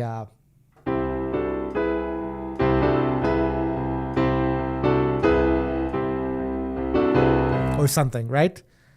Yeah, I understand completely the music part of it. I just don't understand um, how to compose it in our sort Oh, of okay, okay. So let me visual explain this. language. So listen, so let me explain. Can you? Because the randomize is basically a sort of block in itself that you should be able to connect, or it should take in inputs from let's say here it would be the duration. So the generators need to sort of interact with the randomized block for it to affect the duration. So Okay, okay. So I'll explain.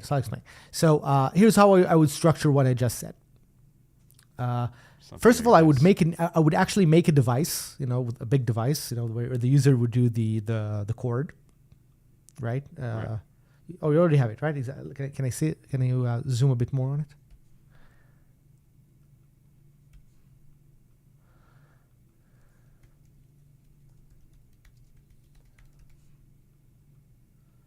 Yeah, can you zoom a bit more on that? One Maybe it's second. hard for you because I'm you need doing the. like six things at the same time. So Oh yeah, no, because bear I just with me. realized that you actually need to also take stuff from the right side of the Figma window.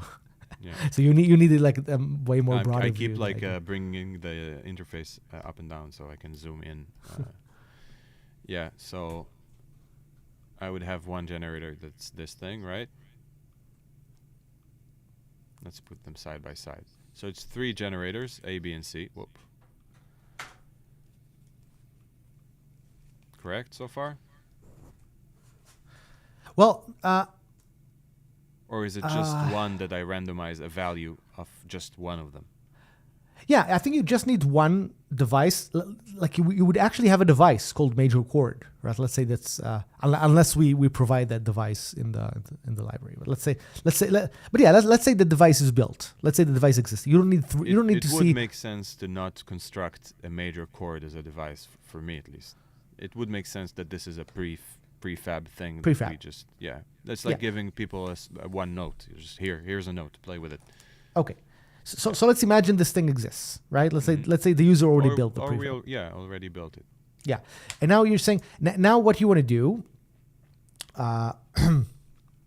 is you want to create a device that's a sequencer, right?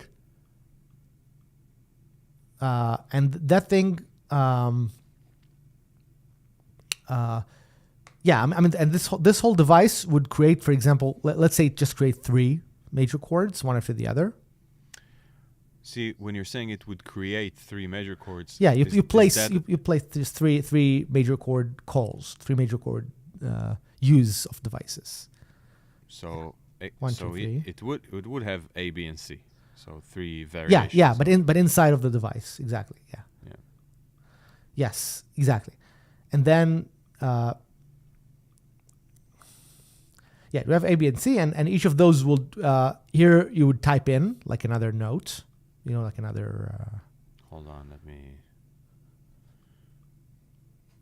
So this would be my bank of used music, and then the first device would be a sequencer, right? The first, I don't know. We should definitely find a different name for a thing here than this entire thing, but let's Yeah. do that later.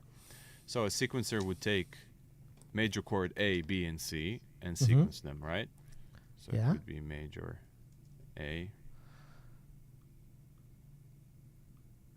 Yeah, we could just say ABC, right? Because these would just be like, especially if it's auto-generated name, it would probably go along these like a naming scheme. Mm-hmm. ABC. But a sequencer, and maybe this is a sequencer maybe the module is not like a regular sequencer. It's a sequencer that also takes an order as the input. Okay, cool. as the input, right? Good night, Olaf. I feel like we at least owe him that. Yeah, so it would have an input that says order. Why does it stretch the word That's so bizarre. Um,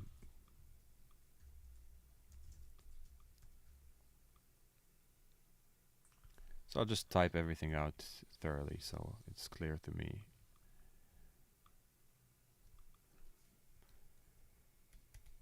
So this would be it.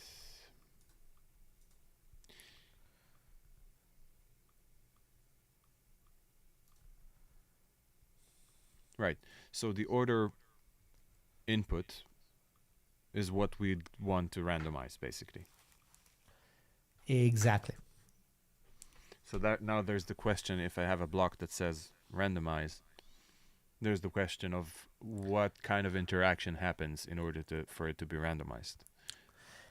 Yeah. So random. We need to talk more about how does random works. But I think.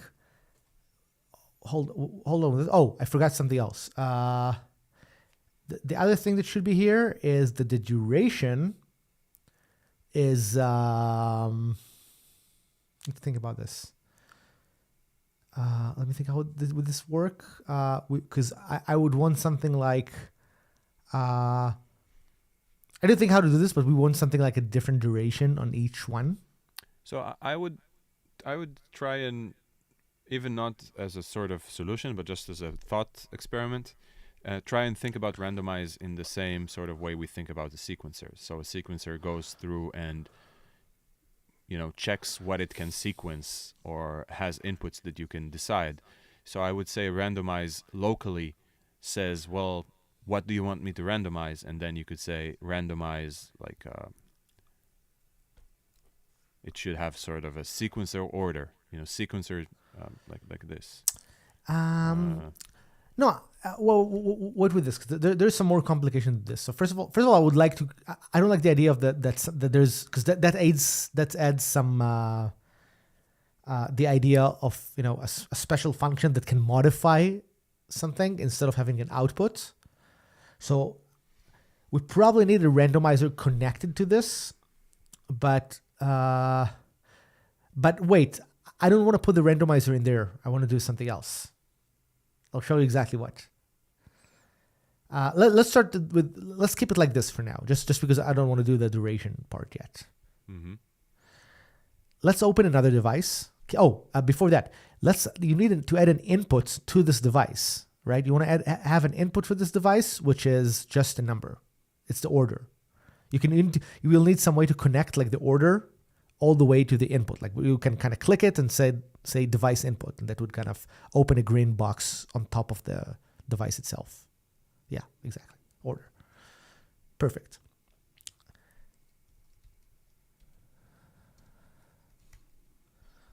Yeah. So this would mean that when major variations is applied in this broader sense, it would require an input, but it would also require music. No, this is the music now is generated. It's done by chords. Self-contained. Okay. Self-contained, yeah. So cool. this one is fixed, and then we have another similar graph like that. By the way, I like the idea that the graphs are the graphs themselves are kind of floating in space. That's kind of cool. We'll have to think about that a little bit. There's something fun about it. Okay. Just like there are in Figma, there's something fun about like kind of browsing a world of organized graphs. All right. Versus a world of like random objects. Anyway, it's just. So the next device would probably hold this one first, right? The major variations device, and this would be the randomized chord sequence, I guess. And I don't know what it wants. Yeah, we can even start by not wanting anything. But what it can do, let's forget about even the randomize for a second. Let's just do it without randomization, just for the experiment, and then we can add that. So let's say you just want to create a special order about these, right? So you can say, so when you think of what the order does, like let's say an order could just mean that the first one is ABC, the second one is BAC, CBA, whatever, right? So musically, what it means is that let's say like order 1 would be or something, right? Mm-hmm. And let's say order 2 is right. So Right. you could have 1, 2, right? So or you can have right 1 1 2, or you can have right some order of these. Mm-hmm. And the idea is that you should be able to do you should be able to either, like, first operation would be to do it manually. Hey, sequence with order 1, sequence with order 2, sequence with order 5, right? Just run them, and all of those you can connect to a sequencer as well to have some. So you have to have like some long form music. Yeah. So the order would be just something like even 1 2 3 or ABC Mm-hmm. or Jackson 5 Jackson 5. or ABA. Mm-hmm. Right? So that would be the input for major variations, which is the device we kind of made before. Mm-hmm. So how do we get from that to the point where I have several of them lined up? So maybe Yes. you can create several major variations and then sequence those in a way. But No, so the first thing to do, I'm gonna start with the simple one. The simple one would be, what was the name of our previous device? Major variations. Good. So you just put them you put a major variation, and the input of this is order is a number in this case. So the order is 1. okay, It's just randomized, right? And order is 1. For the next one, the order is 2. Order is 3. so wait. So we are missing significant interfaces to get to this point.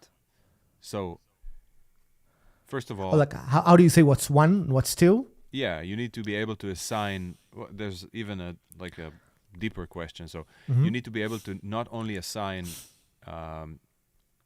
a certain order, but assign several sets of orders and have that be wrapped in sort of its own container, which is the number of that order that calls the form. So Yes. it would mean that But this I'm input intentionally, is- yeah, but I'm intentionally ignoring that, and I'm doing something way more primitive. But you're right. That would be an even next step. But I'm actually ignoring that step just for the simplicity of the operation. What I'm assuming for this purpose okay. is that sequencer or the sequencer object already knows how to take all the different options of a sequence and put them one after the other.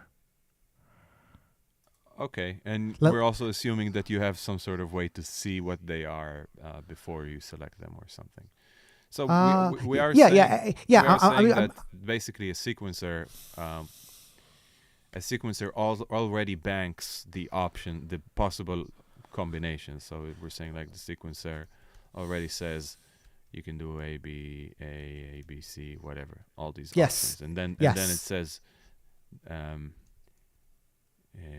and then it says like whatever order 1, exactly. order 2, order 3. Exactly, and Cool. we'll talk soon about how this can extrapolate, because we can actually do stuff when you talk about devices that are pretty much meant for random generation. We can also do stuff that kind of they take a list of things and they create all the options. Like it's almost like shuffling a deck of cards or something, right? You're like, okay, give me all the possible shuffles or something, or Yeah. So you would have three of those major variations with different orders, and then how do we get, like the question was, how do we get to the point where they are randomized? Like I know I can Okay. I know I can resequence them, okay. so I can So- even create a larger sequence, but So random is a great question, by the way, in general, in things like that. And there's a few ways to express it. I need to think more about how to do this. But what yeah, I'm thinking we we'll do. it now. Yeah, but just as a first thought, what I thought we could do. First of all, the thing that you'd want to do is probably something like we need a meta block. We talked about this. It's kind of like a for loop. Like do this 3 times, do this 5 times, or something. Mm-hmm. So the for loop would just mean something like that. So, but it's run x times. That's basically what it means, because we wanna kind of extrapolate this to many. All right, or n times is usually what people use, run n times. That's something nice. And there's some so when you make a meta block like this, and then you put just one operation in this, which is major variations, right? It basically this thing lets you kind of chain another block, maybe under it or something, right? Change another thing. So first of all, you can start by just doing it on the bottom. And when you do like let's say you put this in, and below that you put in major variations, like it's above major variations, which is kind of important.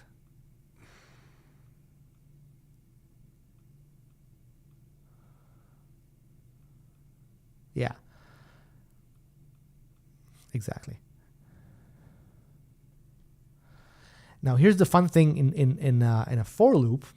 If you do a for loop, there's another secret variable that gets passed in, which is what number of repetition you're in. And you will have that if you're connected under the run n times block, then one of the options to connect to order is going to be a loop number or something, or which repeat am I on. So that would be an input for the run n times block. For the major variations block. So instead of connecting to order 1, order 2, order 3, the number there, it's like, because you could type in the number, right? There's going to be a number there that you can type. Instead of typing it, you connect it to the count. And then you just have, by the way, 1 major variations, not 3. So this would change what major variation is, basically, because of this meta block. Yes, it will connect differently in each of, let's say run n times would have 3 times, like you actually type the number. This would be run n times. No. Or the run n times is like a device. It's like a special device, and by the way, n is like an input to it, right? It looks like all other blocks that we have. Yeah. I'm saving time. Yeah. And the number is just how many times to do it. How many loops do we want? So 4. 4, right? And so the first thing to do would be in major variations, we can connect something like which run are we on, right? That would be a start. Which one of what? Not one of what. Which run? Like, for example, we can say that the first run is going to be order 1. Second time it runs, it's order 2. Like, just by order. That's the simplest way to look at this. I'm stumped. Where does this happen? Does this happen here in where it says order 1? Yeah. Instead of writing order 1, write down something like it's going to be something like the loop index. I don't know what to call this. There's some number that's repetition. Which repetition are we on? I don't know what to call this. I need to find a good name for this. Like, it's the. So it says repetition 1. No, it says repetition. I know Okay. this, and what this is, this means that you're going to run this 4 times, and every time it's going to have the actual number of the repetition be set the order directly. So first time you run it, it's going to be the first order. Second time, second order. Third time, third, right? So this is a way to create something that gives you 4 loops of 4 different orders, right? So each loop has 3 chords, and this would multiply this by 4 and reorganize these 4 loops into 4 different things. Again, we are assuming a lot here. Why? What are we assuming? Because if you'd ask me what am I looking at, I'd have no idea. Sure. I'm talking about blocks that we haven't defined so well yet. I know, but this is the idea. Like, this is how you do something like a for loop. You do it once, and then you say every time do this. Now, let's say you want to add randomization into this, right? Yeah, That was our original goal Yeah. in doing this. Right. So what I want is to run 4 times, and each one do a different each one do a different one. Right? Don't do 1, 2, 3, 4. Do other numbers. I don't know, 5, Right. 3, 2, 1. Right. Yeah. So what you do is, you need to do add a random block right before that. Oh, I see the question here is from Fabrizio. Sorry, I was very late. Will this just produce MIDI messages, or you want it to be a host? I think a MIDI generator would be more useful than another host. Just makes sense. Yeah. Don't worry, so it's not a host. it might be a host, but it will definitely be a MIDI generator.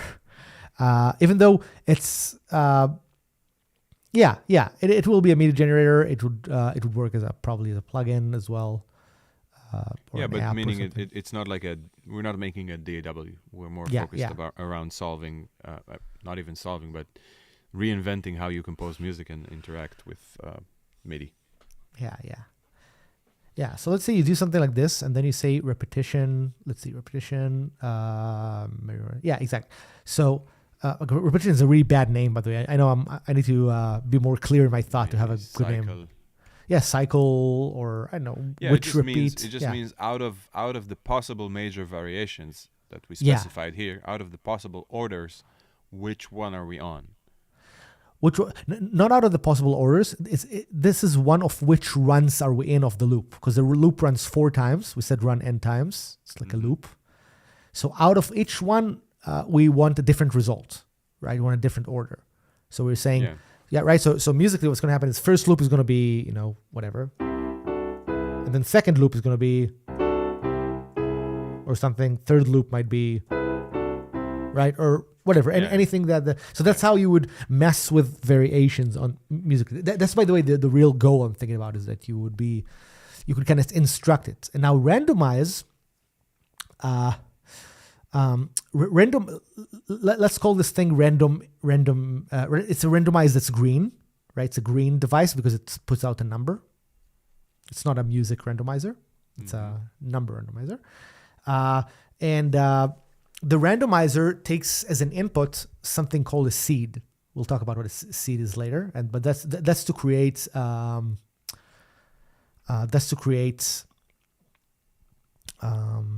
Some sort of a predictability in the random. Like, for example, if you want to use so it's almost like a pseudo random. It's not because a seed will let you, if you want, it will let you repeat the same result whenever you run the device. Right. You can still have, for example, like we're going to do. We're going to use a different device per loop, a different result per loop, but it's going to be predictable in the sense that you can actually reason about that, or you can create a random seed. That's another option. Then it's never predictable. Yeah. But it takes a seed, and the seed is going to be connected to the cycle, and randomize is going to have an arrow connected to the major variations. What do you mean the seed is connected to the cycle? The cycle itself is the input for major variations. So is this like a case where the seed is over here? Or is this a case where the seed is over here? No, the seed, it's exactly where you wrote it. I'm just changing the connectivity I'm patching it differently. I'm saying that seed is patched to the block before it. But basically, we probably can do this with an arrow, by the way, if we have a green arrow. So we can actually put an arrow from run n times into randomize, and then an arrow because in this case, but it would be a green arrow because it's a number arrow, right? That would be the only difference. But basically, the runtimes gives you which cycle are we on. That's what this function does. It gives you every run which number we're on, and the arrow below that is going to tell you will bring the result of the randomization into major variations, right? It's going to be patched with this arrow. Yeah, so it would present a different number here every time. So, but this would mean it would be easiest to think about this as random cycle or something, or random number. Yeah, So exactly. instead of the input being a specific order, like order 2, Hmm. it would always be changing because it's right now connected to the randomize.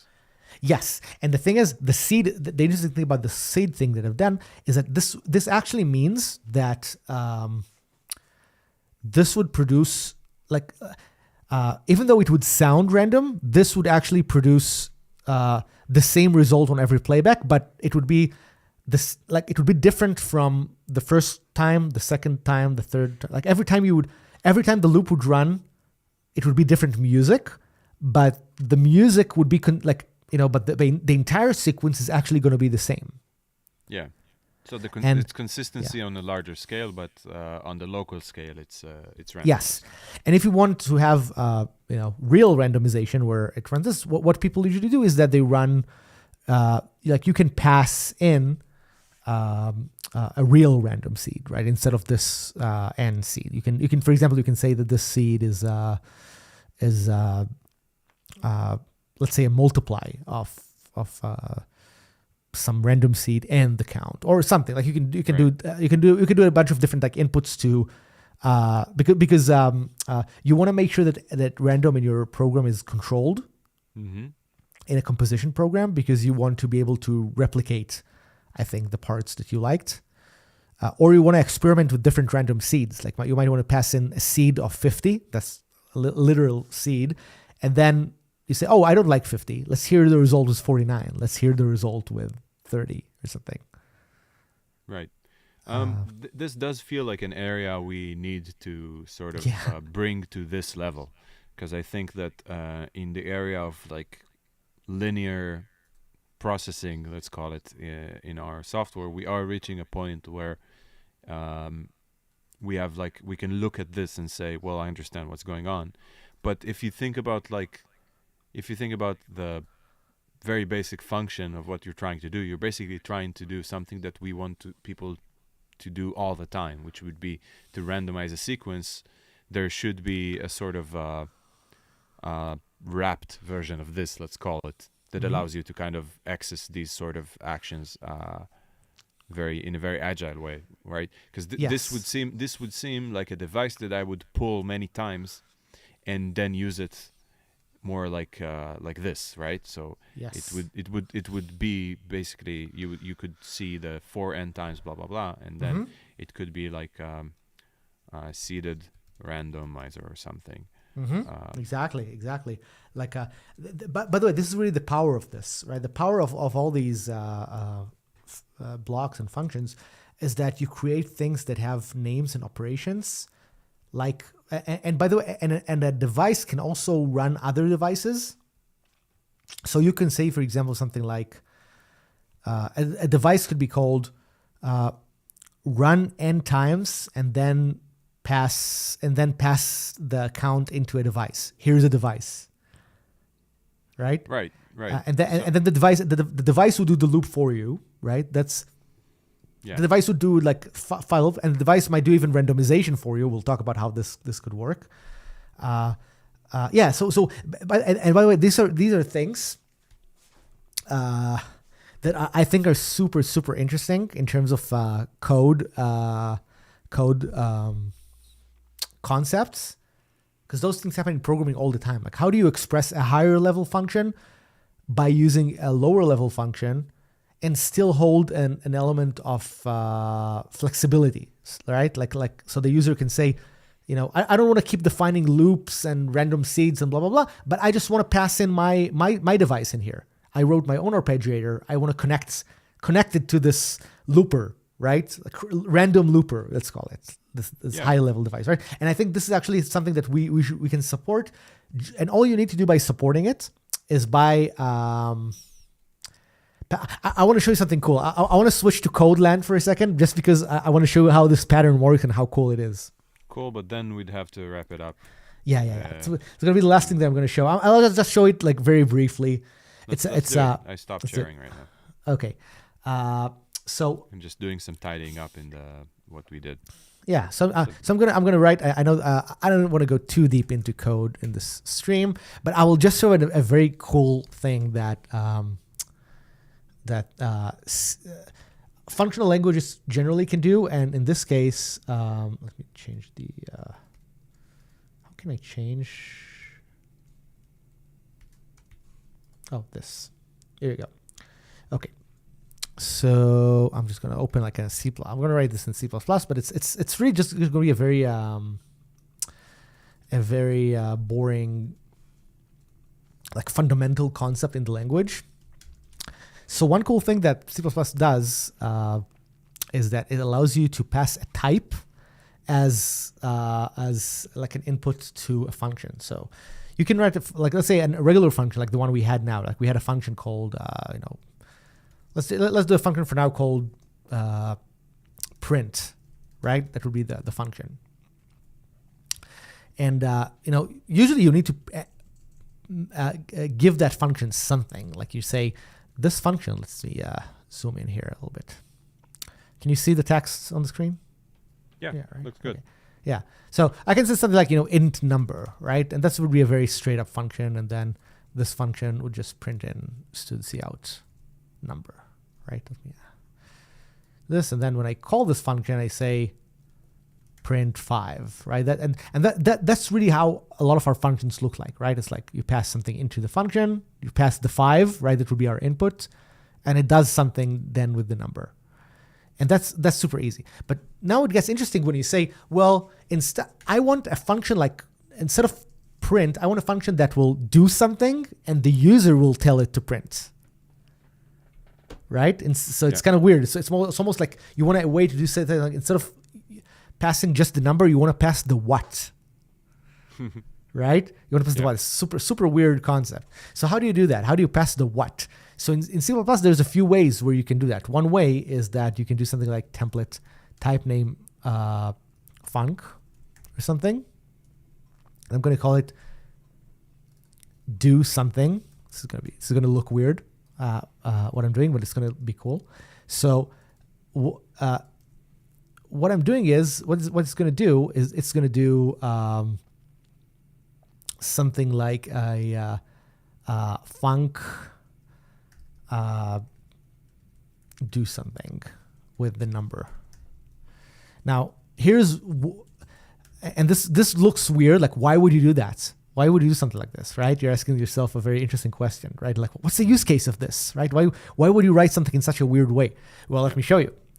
That means that I can create multiple higher level types that act on this do something. So I could create one type called a struct. Struct is the name of a type in C++.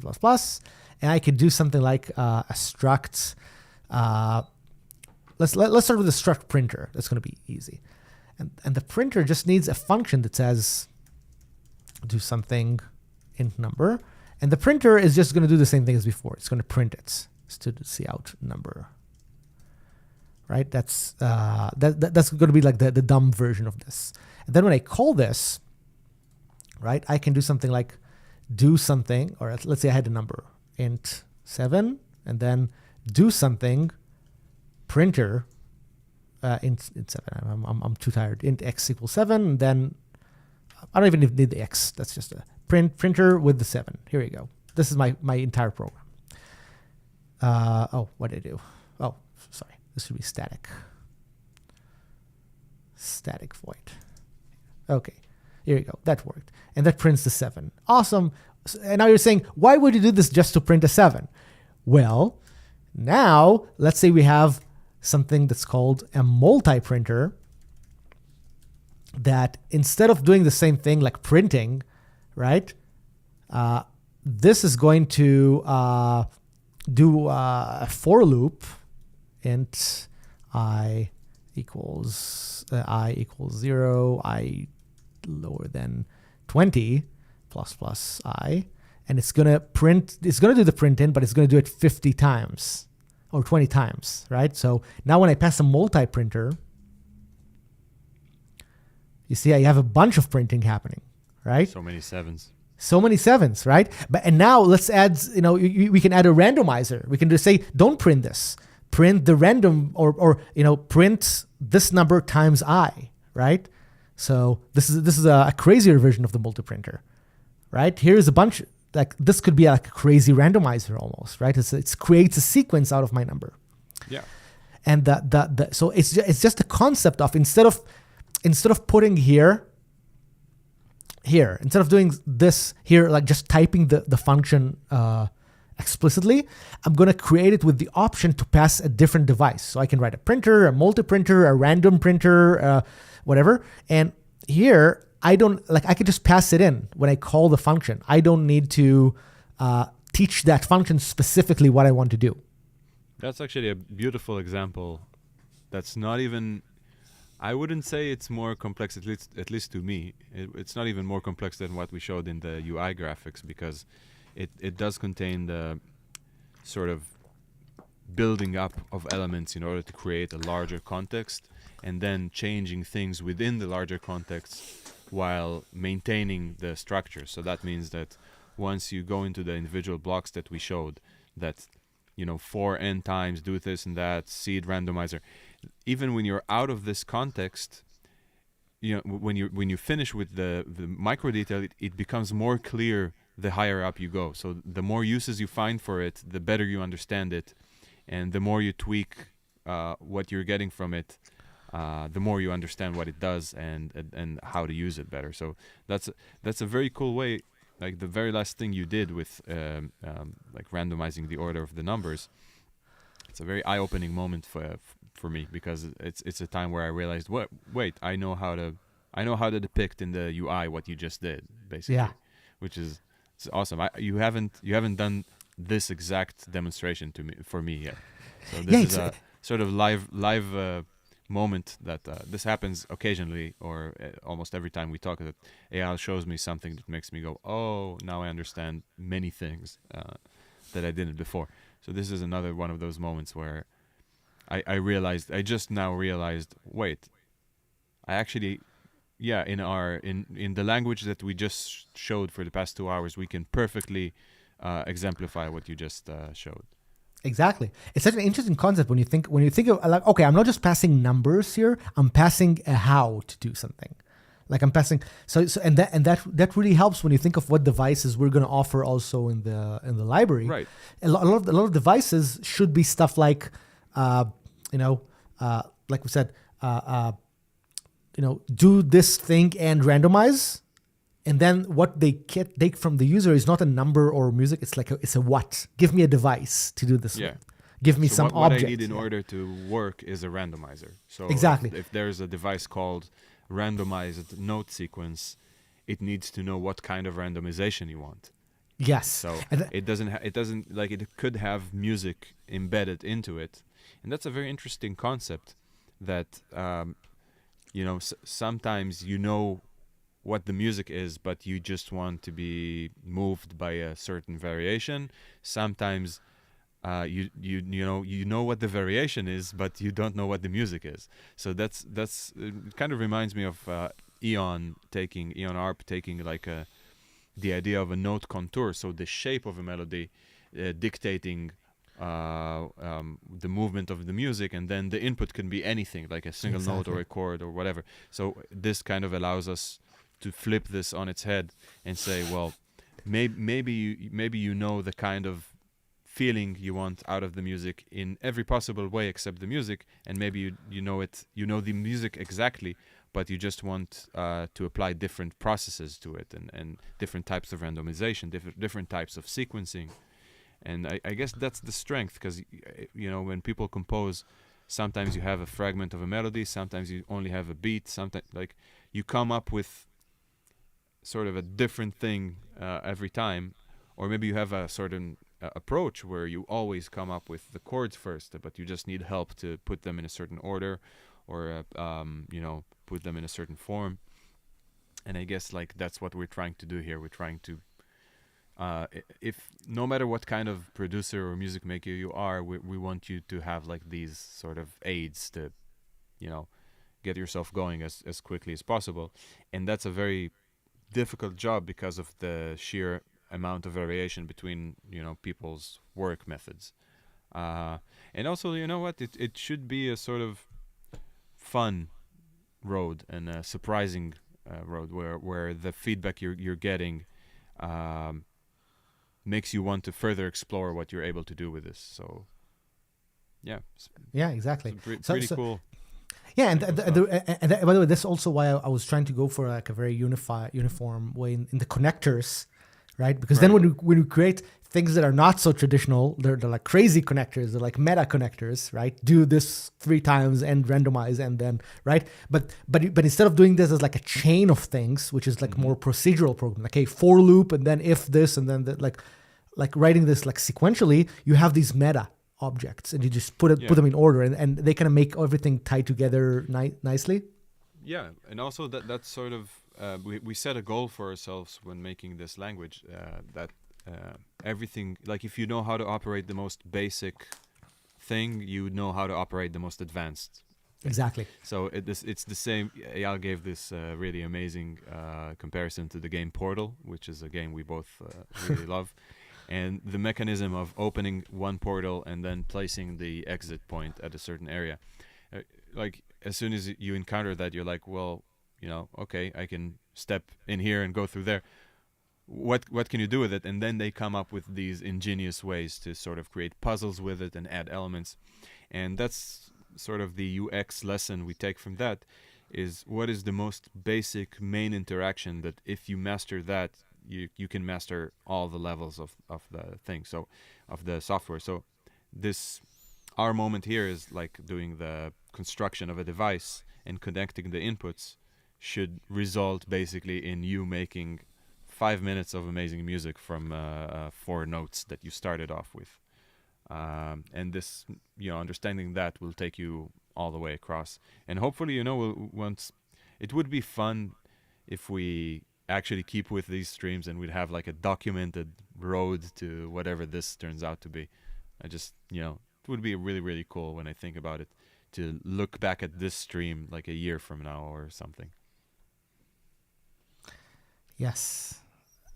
So this was an awesome session, but I think it it might be time for a break. Yeah, I have like an hour to sleep, so I'll do that. But I guess we'll definitely do it again, and we actually made progress that I'm not to sound like pessimistic, but I didn't think we'd actually make this much progress in this session, considering the stream and the questions and all that. But I really feel like it was productive and pretty cool, and people really vibed with it, and understood what we're doing. So that's also. I don't know why I'm surprised. We have a pretty intelligent and beautiful users. Absolutely. Yeah. So it's right. thank you everyone for watching, and thank you, Fabrizio. Hopefully you can catch up. This was very long, but we actually kept going back to what the stream started, like to what we're doing. Sorry, this is getting late over here. So if you rewatch it, we're basically coming up with our own sort of language to compose music, and it's a very taxing and interesting and intellectual process. I guess it's very much meant for people like you that look into sort of a deeper approach to composition, but it would also result in like a piece of software that would just help you make cool music in a simple way. So yeah, join us for next time. I guess we'll try to do this more frequently. Eyal will do coding streams, I guess, almost every day.